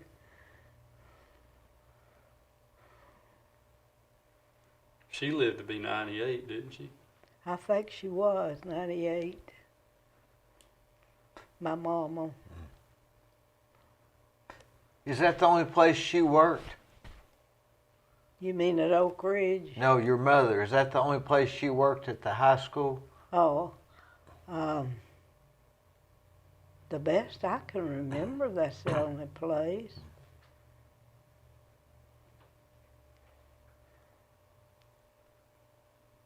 And you know, I don't know if you do or anybody else does, but you know, I'm sitting alone all by myself so much, and I think about, you know, I'll see them when I get to heaven.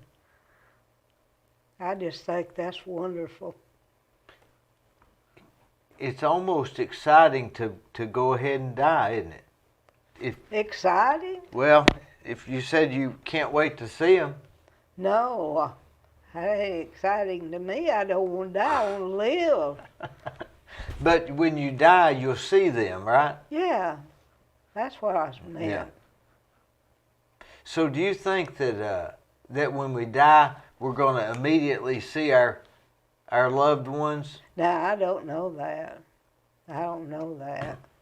What do you think the Bible says? You got About an opinion? that? Yeah. I don't know whether I don't know if I've read it in there or not, but I read every day. But hadn't seen that. So death doesn't scare you? No, it doesn't scare me, but I just don't want to die. I want to live, you know, to see the Lord come. Tell him about how you got cancer in the year 2000 from working at Oak Ridge. Yeah.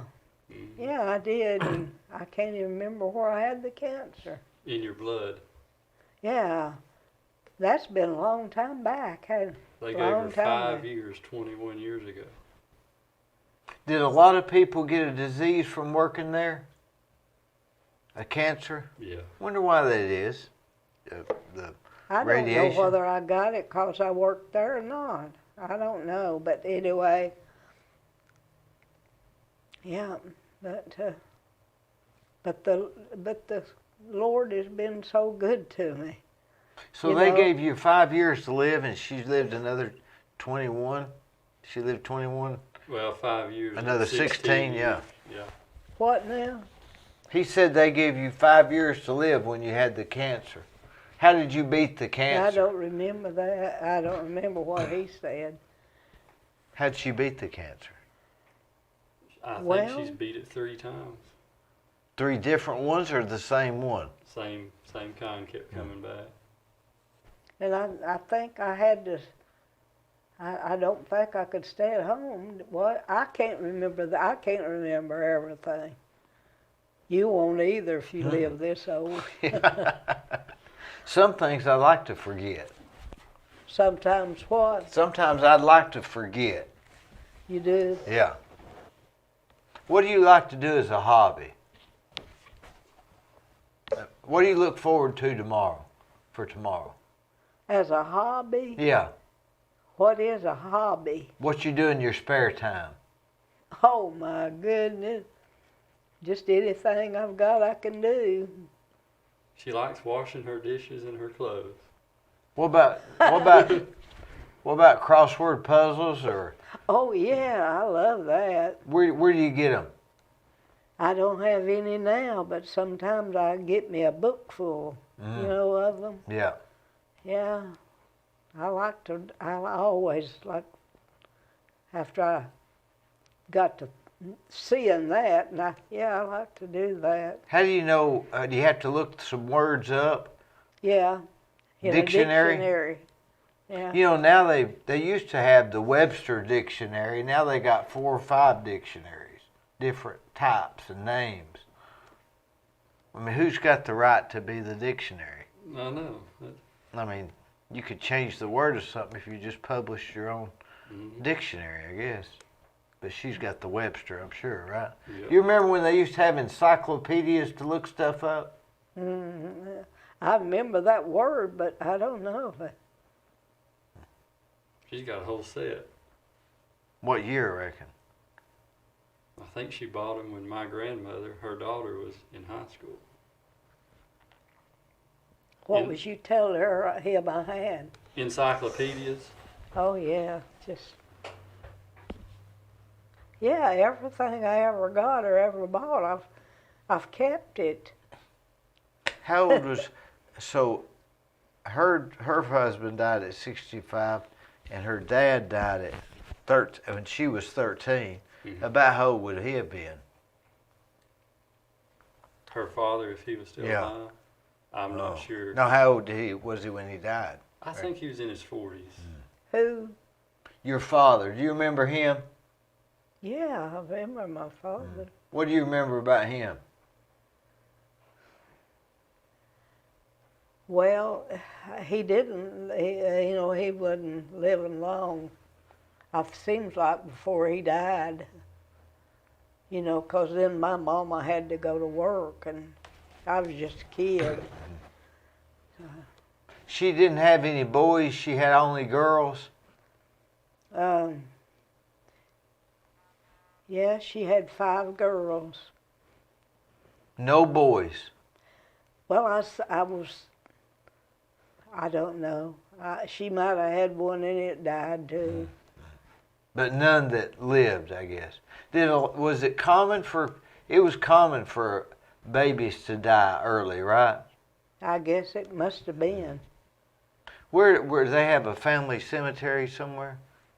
A lot of her family is buried at Seiler Cemetery Which is where? in Ooltewah.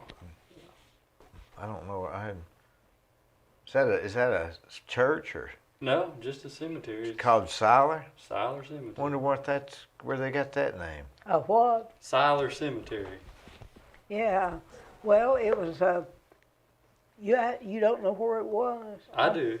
Oh. Was there a church there at one time? Well, they had that land, and they The Seilers? yeah, and that's where they made the places to bury them. Is that what you was talking about? Yeah. Yeah. So that's how, and it's called the Seiler Cemetery. Did you know them, the Seilers? Oh yeah. Why did they start their own cemetery?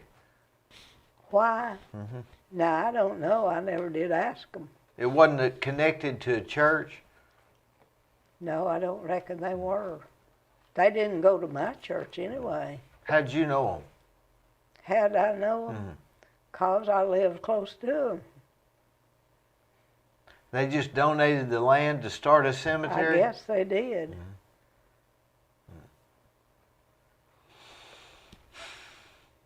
I guess I was already living, but didn't even know about that. You don't know a lot of things when you're young. About No. everything. And when you get older, you forget, so you only got a short period there to do any good. Right? Yeah.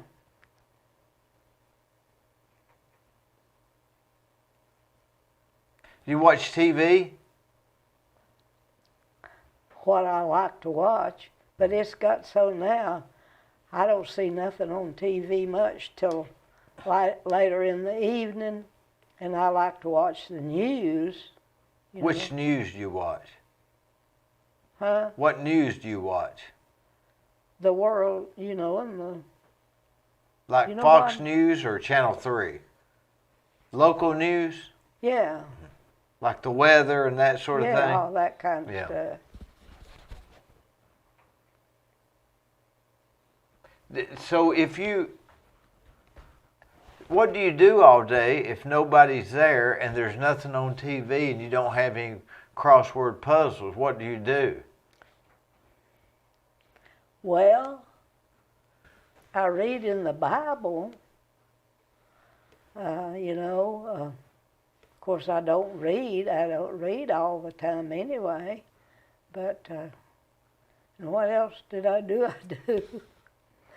Well, She writes every day.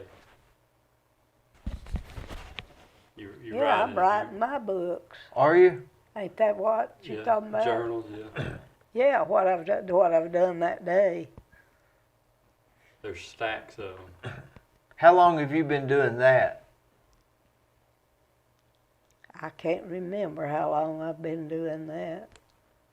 Wonder when she started. Probably in her 20s. Wonder if she was still in Oak Ridge then. Because that would tell a lot, wouldn't it? Yeah. What are you gonna do with these books? Or journals, I guess, right? Or diary. What do you call it? I guess call it a journal. I've got every one I ever wrote. Or are they a diary? Remember how Yeah, diary, girls that's what used to it have is. a diary? Yeah, that's what. Did everybody do that? Does everybody? Did everybody have a diary when they were growing up? I don't know. Girls don't do that anymore, do they? I Boys don't know. wouldn't do it anyway, right? No. But see, everything was so different way back when I was born and when I was a kid. Now that everything, oh my goodness, what's going on in this world now? And and I'm afraid because I live by myself, and I lock my doors every night and every day too. Mm-hmm. I guess nobody'd want nothing I've got. Wouldn't want me either. What are you going to do with with your diary? What am I going to do? Yeah. Did you write in it today? No, I hadn't wrote nothing in like that today. Will you write in it tonight? Yeah, I can write that in and then. But sometimes I read in them and I think, now, what in the world? What? I couldn't even remember it.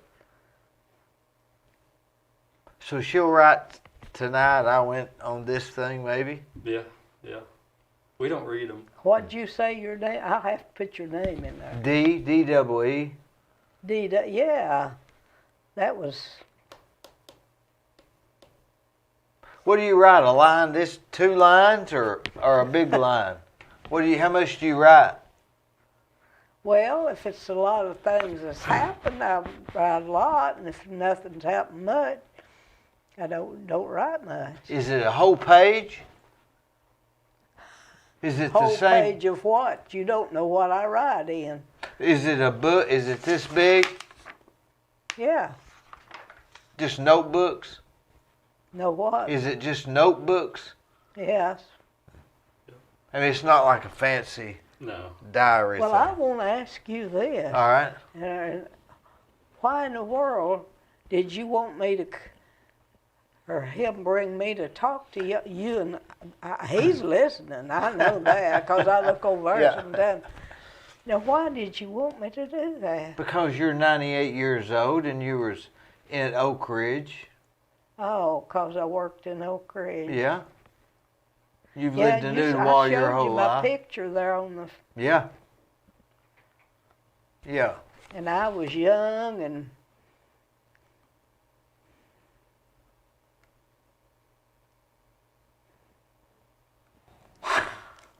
I think she took that job to help her mother. That's what I was thinking. I did what? You took that job to help your mother, pay some bills, I guess I can't even remember that. Do you remember when your mother died? You mean the year or something? Yeah. I can't remember that. Well, you got anything you'd like to tell us young guys, young people? Like Like anything to tell you Yeah. what. You got any advice to give us? Well, see, I don't know what y'all do. Well, we're just living like everybody else. Just keep a living. Just keep a living. So you eat bacon, you drink Cokes, you drink coffee, you don't go to bed early. So you do everything that you're supposed to not do. I do everything that what? You do everything. I thought you weren't supposed to eat bacon. Isn't bacon supposed to be bad for you? No, I didn't know that. Yeah. It's supposed to be bad for your health. Must not have been bad for me. I'm still eating it. You drink Diet Coke or real Coke? I like the real cold Coca-Cola. And I hadn't drunk that. Do you eat cornbread? Oh, yeah, I love cornbread. And you know what I love, too? What? When I used to love milk, I'd crumble up that cornbread and put it in the milk.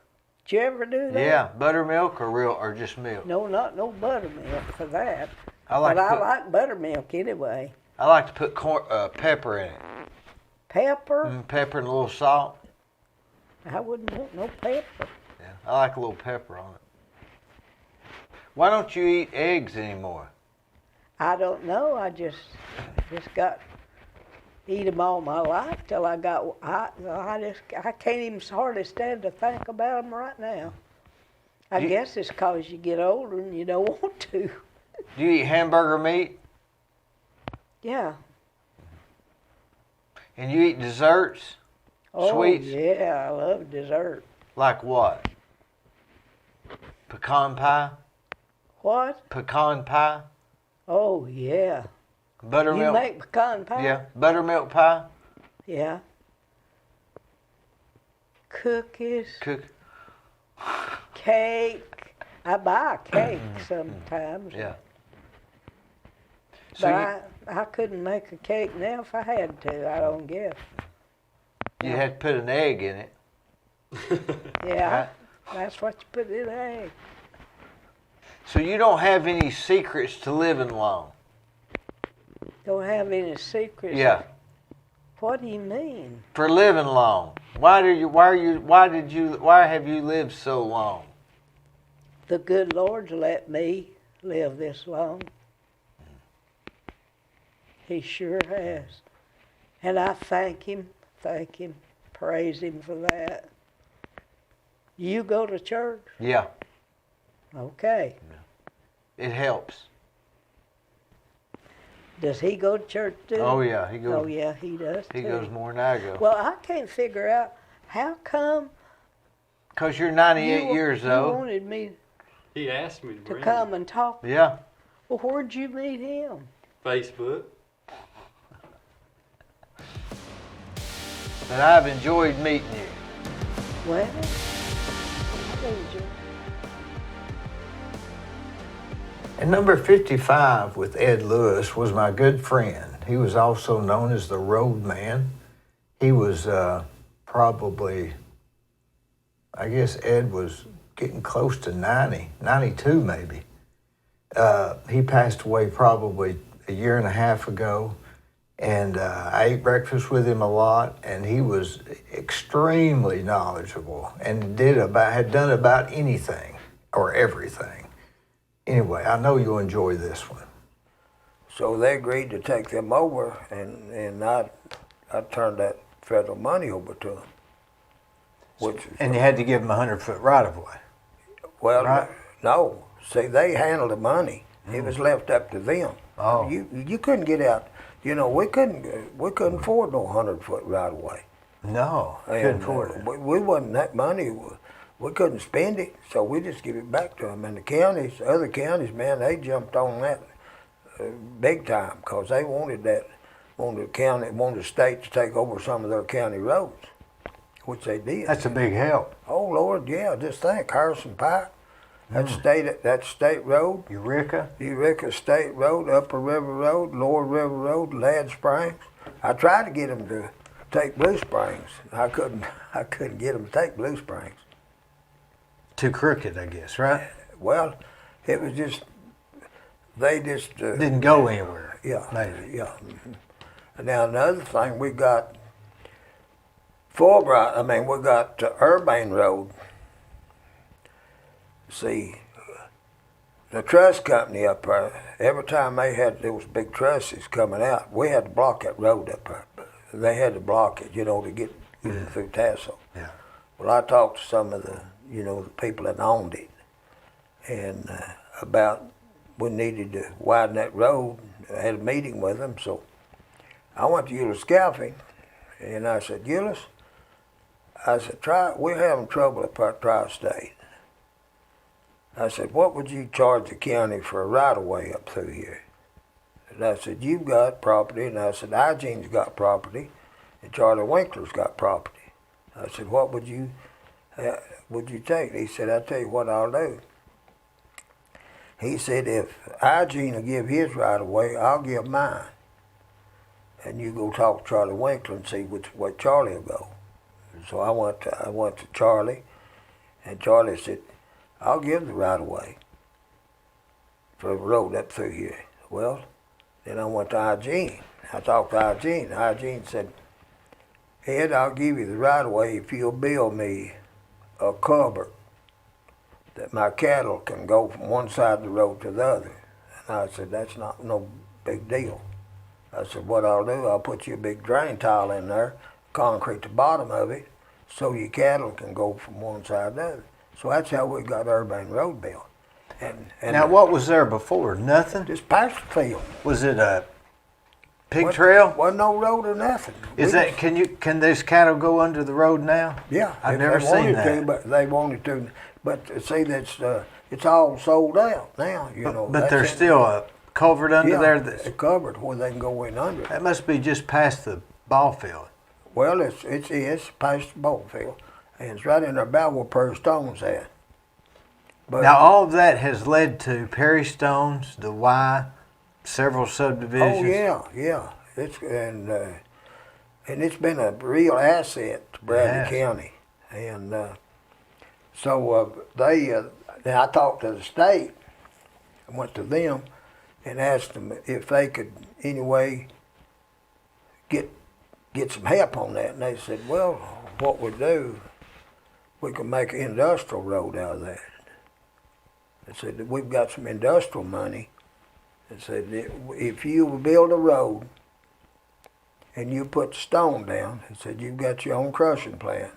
If you put the stone down, build a road, or we'll pave it.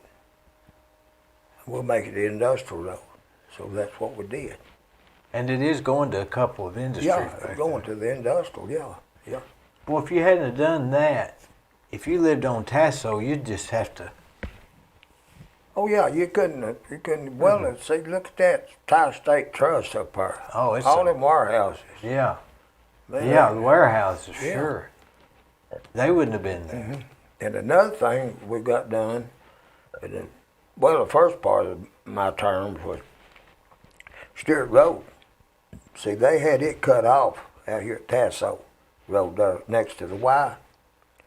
Yeah. And Ben Longley and I, You just dead end. yeah, he just dead end there, didn't go nowhere. And we talked to Ben Longley, he was state representative or state senator then. And we got together and went to Nashville, and we got them to extend that road across the railroad track to tie into Michigan Avenue. What was there? Who owned the property? I don't know. I don't know who owned that property. It's been so long, you know. But Maybe the Beatties. Isn't Beatties down in there somewhere? they might have, yeah. But see, we was in the process of getting Peach Orchard Hill Road for that road to go all the way to Benton Pike.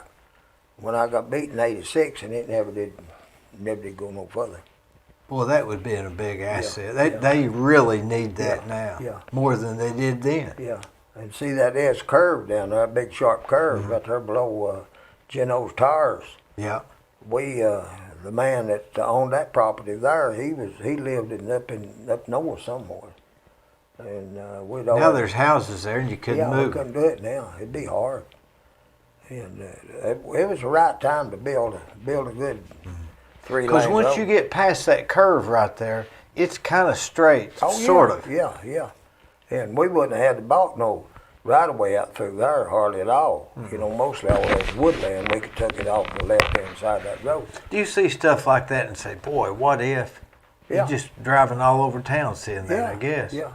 We've got traffic problem here in Bradley Well, County. boy, we do. Especially up there at the end of 20th Street. Oh, And, Lord, yeah. I mean, if you're going to turn left, I don't know how long. I guess they need a light there. Well, they got a light there, don't they? Yeah, But it's still crowded. yeah. We got traffic problem. It's bad. You know, I get to where I'm avoiding Paul Huff now. And it was made to take traffic off. You'd be surprised that the traffic is coming up 25th Street. When I first moved there in '62, where I live now, I moved there in '62. There wasn't nothing but pig trail through there. Went out to when that goes out there to M&M Mars. Well, I remember my cousins lived across when it was MC Hedrick's. Yeah, And where Ace is, wasn't there a field? yeah. And then MC Hedrick's was next. And from there on, it was pretty much just, it was just a small Yeah. 2-lane road. Well, see, they built 25th Street. Let's see. Trying to get the year that they built it. But anyhow, Purcell out of Nashville built 25th Street. And see, had a whole hillside up there, down there where Checkers is at, and all that in there. See, that was just a swamp. Yeah. Well, see, Neil McCleary, he owned that little old Oakdale Superette there on Key Street. That's the only thing. Across the street. Yeah, across the street. Well, Didn't he get robbed there? yeah, he got Killed. he got killed there. Yeah, and so anyhow, he hired those construction workers, those big pans and stuff, to fill all that in. They moonlighted, they call it. While they was building 25th Street, they'd work overnight, and they filled all that How in. deep was that, would you say?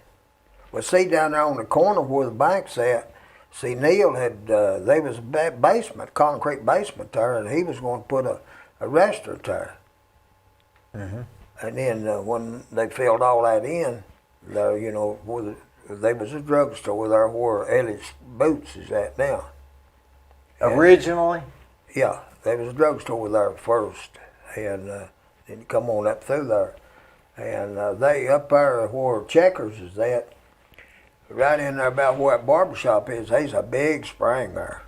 You know, you can drive through that parking lot at times and see water coming up through the asphalt. I guess it's the spring trying to come Well, up. see, they don't know it, but there's a big concrete cupboard down through there that was been put in there years and years ago. Neil put that in. How deep is it right there, would you say was the original ground? Like 10 feet or 20? Yeah, about 10 to 20 feet. Down there where Crystal's at, see, that wasn't nothing but a swamp. There's stumps in there bigger than in my car.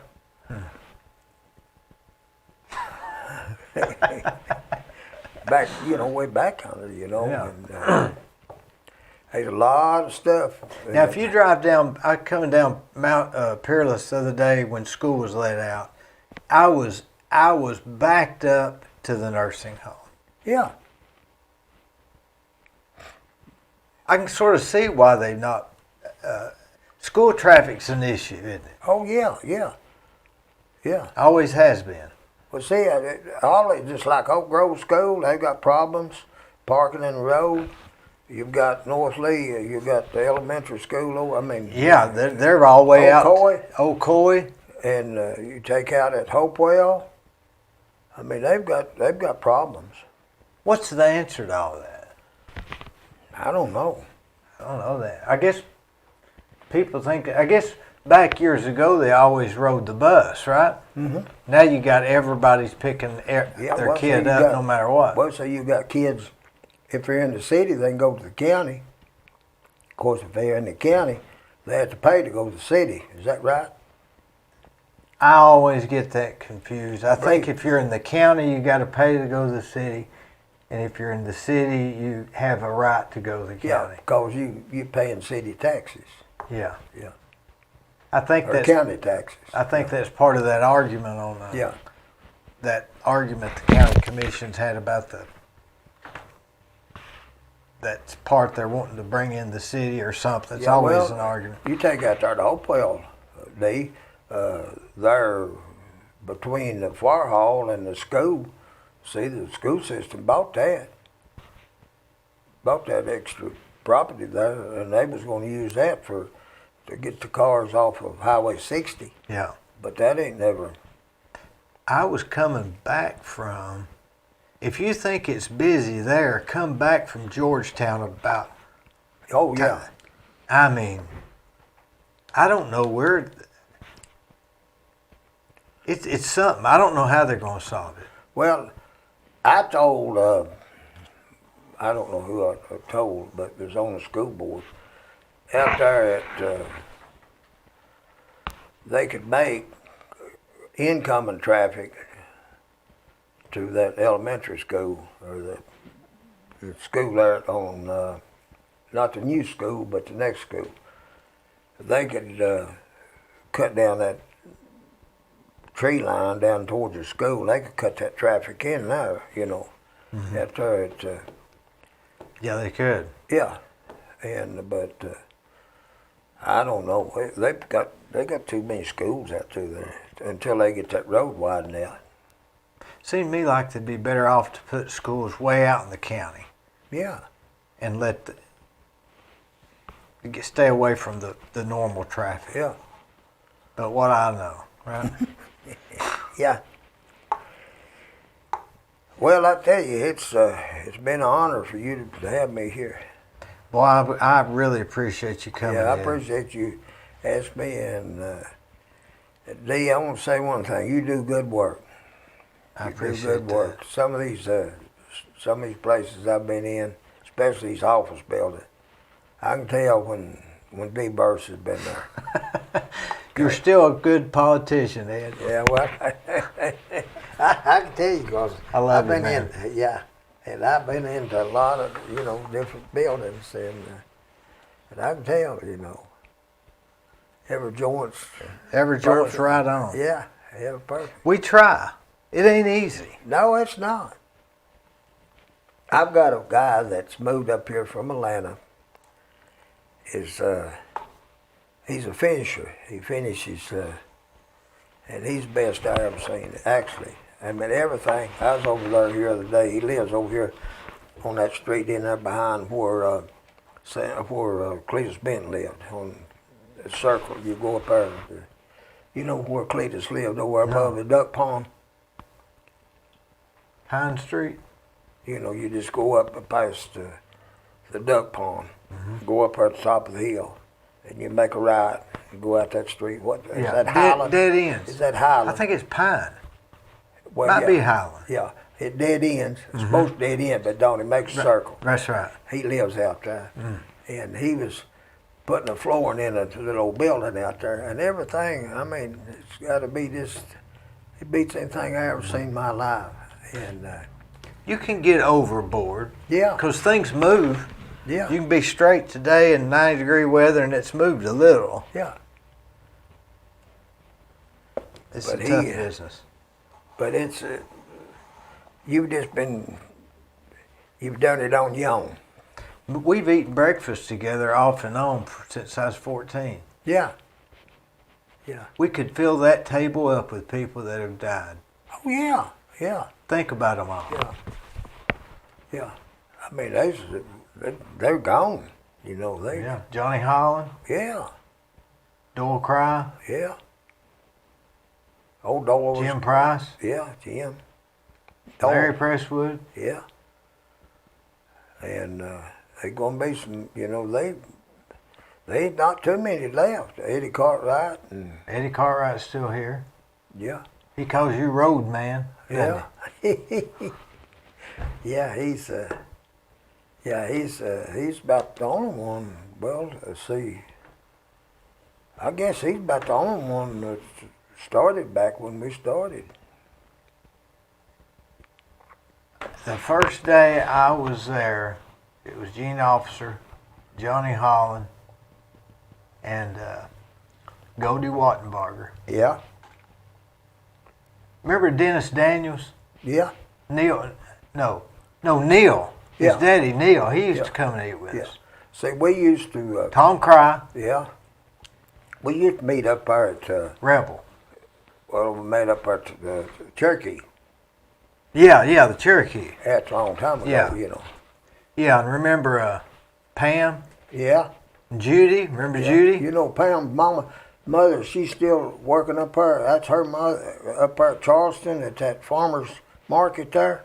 I didn't know that. Yeah, that's Pam's mama. I didn't know that. Yeah. You know, when Pam quit, I never saw her anymore. Did you? She worked down at Peyton's, I think. Yeah. Troy Dixon? Yeah. I remember Troy came in one morning, he was half asleep, you know, and he says, "Anybody sitting here?" And Pam went, "I don't think so." It really made Troy mad. Yeah. Yeah, well, hey, good old days, boy. I tell you Brackett what. Hooper? Yeah, Brackett. Him and old Brackett, he was something else now. He didn't care. Coon Dog came in there a few times, remember yeah, him? Coon Dog, yeah. Glenn Cantrell? Yeah. Yeah, old Coon Dog, he's sitting there. He was something else. You know, when he got out of the federal, they assigned him to me. To work? Yeah, he had to work 10 How hours. much did he weigh then? I don't know. He's heavy. He had to work 10 hours a week for 5 years. For 5 years. 10 hours a week. That was his. Did he get to stay at home? Yeah, he got to stay at home. So he had to come and work for you? He had to work for me. I'd say that was pretty easy on him. 10 hours a week. Well, I asked his parole officer about if he could work more time and get that off. And he said, well, yeah. I said, he can work 40 hours a week. I said, as long as we get that time off. Said that. I told Coon Dog, I said, we'll get it off quick, you know. So he worked. He'd go down there about every day. You know, he always wore his glasses like that. Remember that? Yeah. Yeah. He was a likable guy, wasn't he? Yeah. He'd give you your shirt off your back. And he was so likable. Yeah. And he was. He'd sit with those glasses like that, and he'd look around the table, but he'd never move his head. He just moved his eyes. Yeah. Well, I guess I better go. Ed, I've enjoyed it, buddy. I appreciate you having me. I've enjoyed it. And how old are you now, Ed? 88. 88. Feel good. You look good. Yeah, I feel good. I've got to go back to my eye doctor. You got any secrets? No. No, nothing to longevity? Just longevity. And, of course, my mother, you know, she lived to be old, and I've got a sister that's 94. Is that right? Mm-hmm. My other sister, she's been dead now 3 years. 4 years. She's been dead 4 years, and she was 90. She was 96 when she died. How old's Roy Stepp? Roy is 91. Is he getting around still pretty good? He can get around. Dog, he's carrying the oxygen, isn't he? Yeah, he just don't. Is he still smoking? About just give up. Is he still smoking? No, he don't smoke. How long did he been quit? Well, he's supposed to have been 6 quit months. for longer than he had, but he's been slipping a little bit and smoking. But he's having a little trouble. He's walking. He just about give up. Just sits in there and watches TV all the time. And I'll call him. I'll go by and see him. And but I talked to him. He's smart, wasn't he? Yeah. Yeah, that gas situation got him back, Yeah. That Winnebago deal, I've always liked that Reba now, buddy, she's a good lady too, And remember Weaver used to eat with us? yeah, old Gene. Gene Weaver, yeah. Boy, I liked him. Yeah, old Gene, I reckon Clifford's still alive. I think he is, yeah. Yeah. He's in the carrying place or something. Yeah.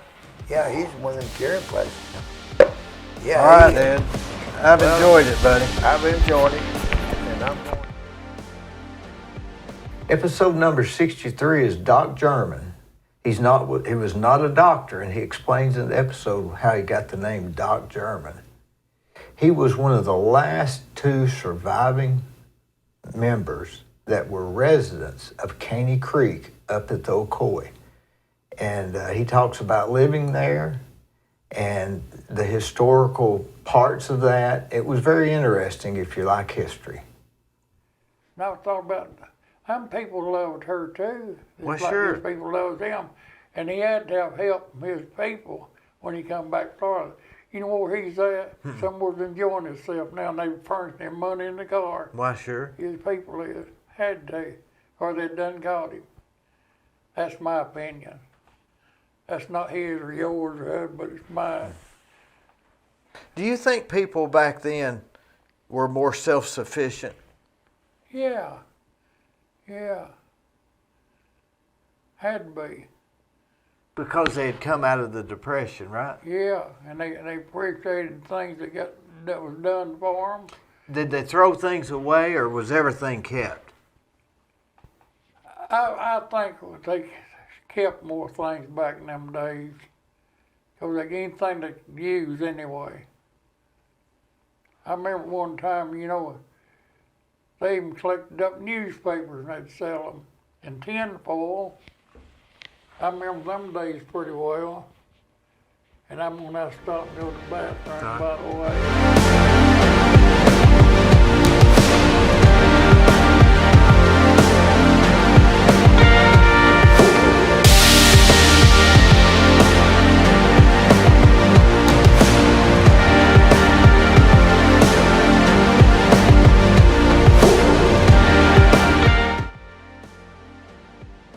He was racing a new V8 Studebaker, low boy. Them Hudson Hornets passed us on the 75th lap, 100 lap race, and lapped us before the 100 laps was over. They blowed our doors. As soon as they come out with twin carburetors and the front end was wider than the back end, they'd come to a curve and they'd just slide through and never lose their speed. When you say slide, you're talking about that move that you did? Yeah. And they'd see that How front end. how far have you been able to? You just go through all the way one. around Cleveland Speedway one night and won $500.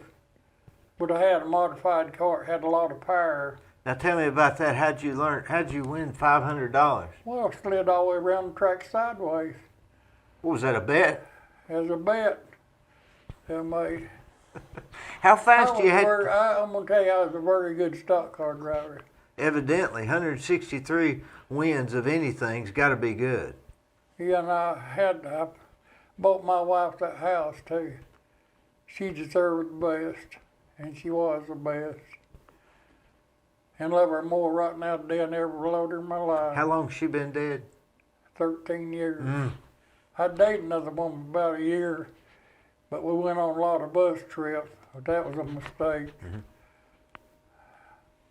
I just look at them now. I know the feeling. Let me ask you this. Tell me more about your dad. Did he go to that church there at Caney Creek? Did the whole family go? No, the whole family didn't. He never did go. He wouldn't go? Didn't go till he met T.L. Larry. And T.L. Larry led him to the Lord. And he got to preaching the last 4 or 5 years he lived. Is that right? And How did you meet T.L. Lowry? he went over at North Cleveland Church of God. All of his people went over except him. He had three sisters and a brother, and a brother-in-law went over there. So they invited him over several times, and he met T.L. Larry.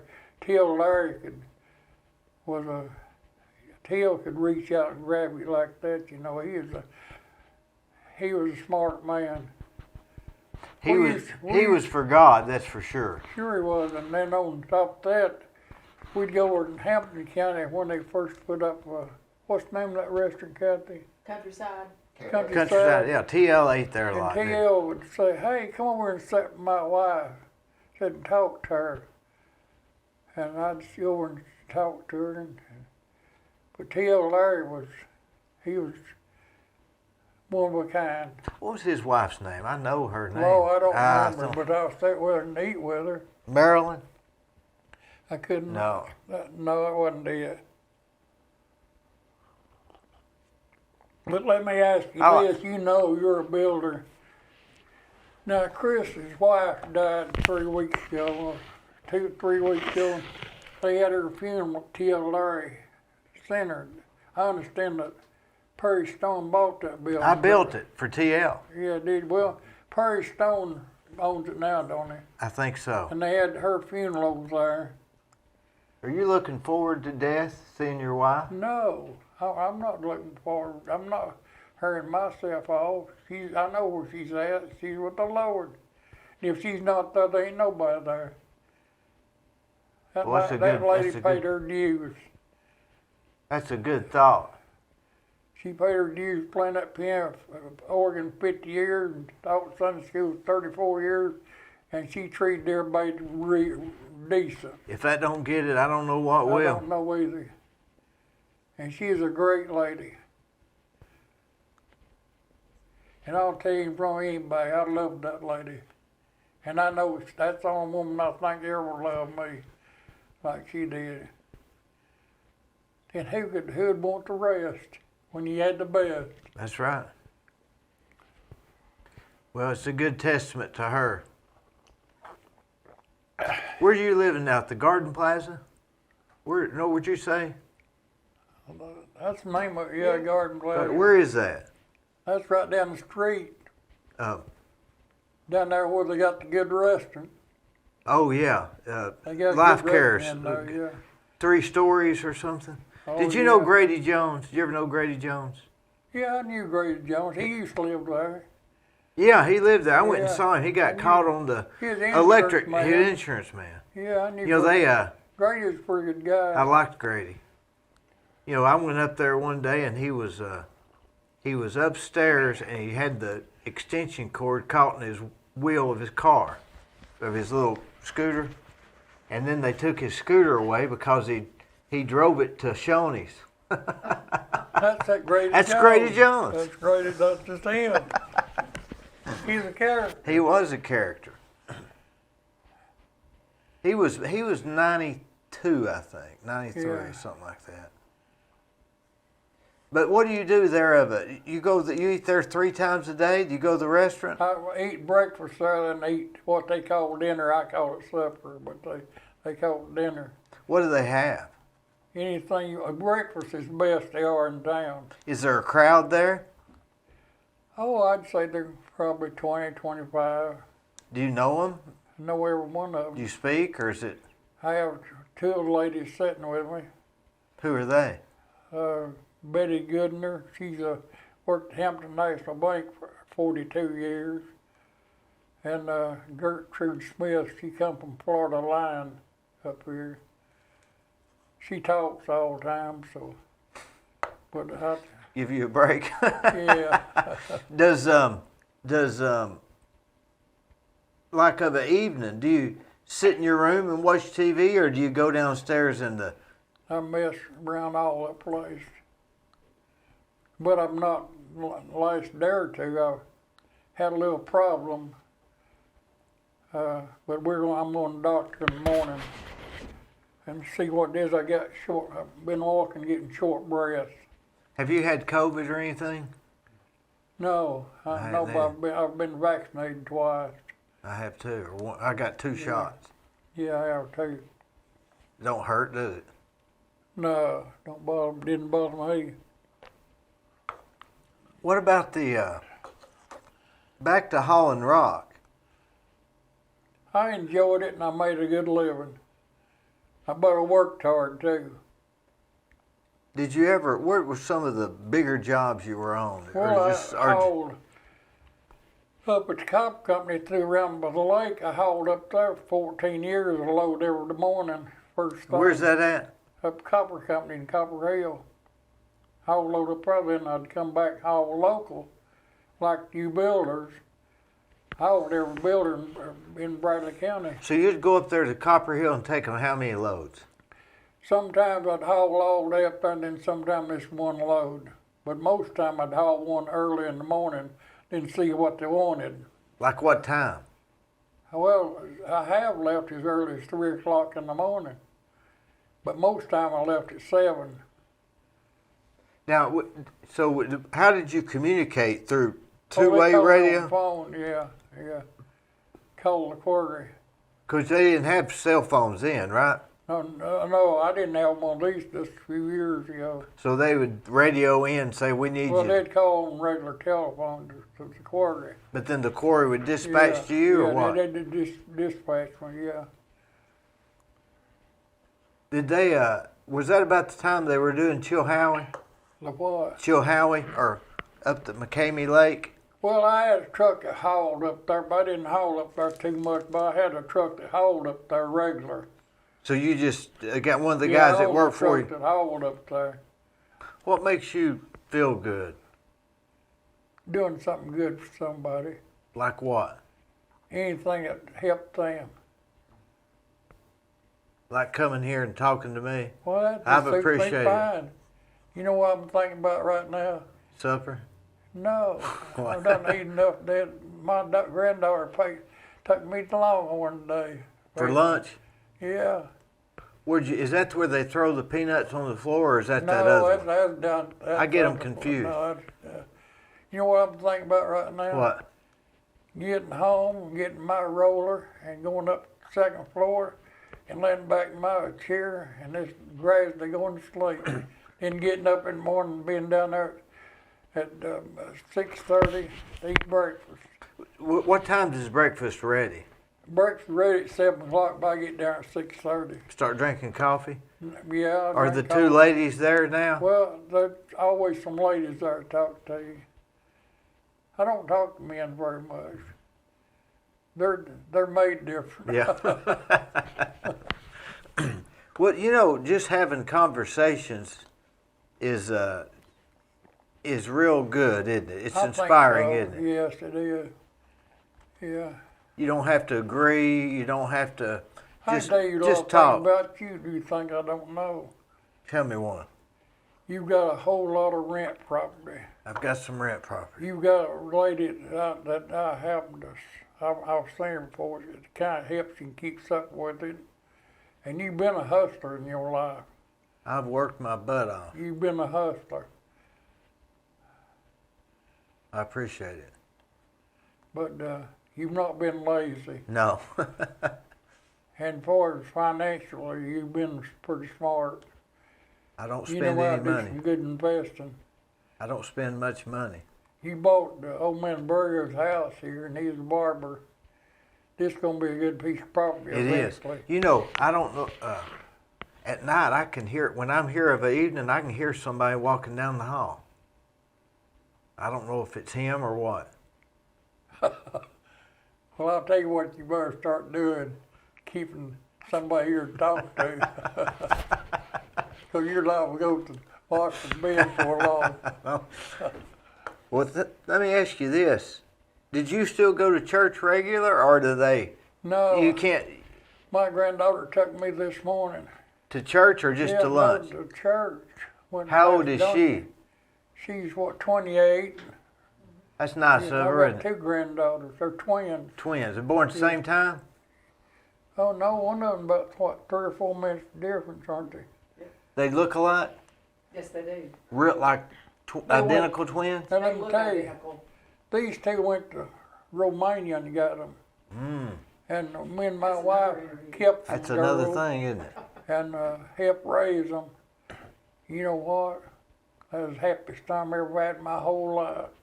Counting all of them, it was the happiest time I ever had. I didn't get changed when she's got a sister, redheaded sister, that's a nurse up at Fannin County Hospital. When these kids was born and raised up, I didn't have time to really play with them. I missed that. Was everybody like that, or was that just you? Well, I guess I don't know about the rest. I'm gonna tell you my story. But anyway, I didn't have time to play with them like I wanted to, so I adopted these girls, and me and my wife kept them, and I got there and played with them every day. I owned a lot next door to me at that time, and we got them electric Jeeps, and that had a lot of places like that in. We got there and played in them Jeeps. Boy, did I have a time. I'd cook them breakfast too. And At that Garden Plaza, what they have, you tell them what you want. They come over like they got a list that you can go by. like a menu. Yeah, menu, and you mark down on what you want. And you give it to them. Yeah, give it to them, leave them at the desk. I leave mine at the desk. Most of them takes them in the rest. I leave mine at the desk. You mean when you go in? Yeah, I fill it out every morning. Because you don't fill it out the night before. No, I wait the next morning. Because you don't know what you're going. going. Change the menu pretty often. You ever say pancakes? Yeah, every morning I get 2 pancakes, 1 scrambled egg, 3 pieces of bacon, 2 pieces of sausage. Now that bacon and sausage will kill you. And I eat every bit of it. You drink Cokes? Coke? Yeah. Very seldom I drink coffee. You drink Coke once a week? About one a week. Sweet tea? No, I don't drink sweet tea. When you go down there, do you go and eat? Let me tell you about this beer drinking now. Mm-hmm. My wife told me when we first got married, she said, 2 things I won't put up with. She said, you run around on me and drink, and her dad was a drunk. Mm-hmm. And she said, I'll cut your throat when you go to bed if you do that on me. But then anyway, that wasn't exactly what I was going to tell you, but that part of it. Had some boys come to my house back before I married her, and we went over to the armory that night. They had a party over there, so I went over and come back about half drunk. So my dad, they carried me in the house, but I knew what was going on. He said, I want to see you in the morning. So he pulled me out of bed at 3 o'clock next morning with this T-shirt. He didn't have a hickory. He had a pole about that big. He wore it out on me. And guess what happened then? Quit drinking? I ain't drunk no more since then. I couldn't hardly tell you what a beer tastes like now. Well, it's caused a lot of problems for people, hasn't it? Alcohol. It didn't cause none of me after that. My dad, if he told you something, that's the way it was going to be. Is that the way most people were then? Yeah, most people, if they told you something, they lived up to it. Did they have a chance to change their mind? Could they change their mind? Well, none of my people ever did. The other people may have. My people didn't. I always wonder if you tell somebody something but you change your mind. Well, can you yeah, do they that? told you something back in that day, they done it. Now her I guess she's more. grandma that lived with us for 27 years. Uh-huh. If she told you something, you count on it. That's the way it was. Was that your wife's mother? Yeah, she lived with us for 27 years. Maybe people then were more careful of what they committed to. Yeah. Maybe, we say, yeah, I'll do that. But back then, they meant it. They meant it, yeah. Were people on time when they got somewhere, usually? If a man owed you some money back then, he'd pay you. And after I went in the car business, when I left the car business, people owed me $48,000. Mm-hmm. I never did get it, not one penny. And why I didn't go collect, because I got a mean streak at times. I went over behind the best store one day. This man called me and said, "You're a white Thunderbird with the black vinyl tops over here." And said, "Man, I think it's going to leave." Well, I go over and knock on his trailer door. He pulled a shotgun on me. I said, "Okay." I said, "I'll see you." And so I went back and got my 245, 238, went back over and kicked his door in, got his shotgun, threw it up on top of the trailer, and I drove his car back home. He had it full of clothes, and I got his clothes too. So I decided after that, I told my wife about it. She said, "You quit the business right now." So you know what I done? What? I called Charlie Ferris up from Place Motors. I said, "I've got 46 cars on this lot. How much will you give me for them?" He told me. I said, "You bought them." And I walked home. Was that a happy day? happy day right then. That's 'cause I wasn't making much money there anyway. What'd you do then? Went to work at Bradley County Road Department and enjoyed every day. Who was the road superintendent then? Well, Ed Lewis, Ed Lewis was. Yeah, I had him. I had him on here. But now on I liked Ed. On that. Doc, I'll I'm say telling you this. things that what this way I feel. That's all right. That's all right. I tell you what, you have had a very interesting. You should be really proud of all the stuff that you've done, I've had a good life. and you've enjoyed every bit of it. Most of it, yeah. I enjoyed What do you attribute the good luck to? I think maybe where I was raised at, maybe. We didn't have nothing. And then when we come out of the woods, I seemed like I just enjoyed everything. I enjoyed stock car racing, I think, more than anybody. I made a good stock car driver. I think I made an excellent stock car driver. Then I enjoyed the trucking business to start with because I made quite a bit of money to start with. And that's the name of the game or anything you do when you're working. Mm-hmm. I enjoyed it, but I enjoyed driving the truck. Or used to, but I couldn't now. Mm-hmm. But I've done a lot of things I enjoyed. But most of all, that woman I married, she made me. And boy, if I missed her. If it hadn't been for my family, I would wound up in Austin Bend. And I know it too. Boy, it's sad. But now, if I asked her, I said, would you like to go to Pigeon Forge today or go somewhere? And she's always ready to go, you know. This other lady I dated, she died. She had we went to a lot of places and went on a lot of bus trips, one-day bus trips. And I finally got, now I like to take one-day bus trips. Yeah. That way you don't have to stay gone long. Yeah. Well, we about ready to go, Kathy? Doc, it's been a real pleasure. Well, You yeah. have had a life well lived.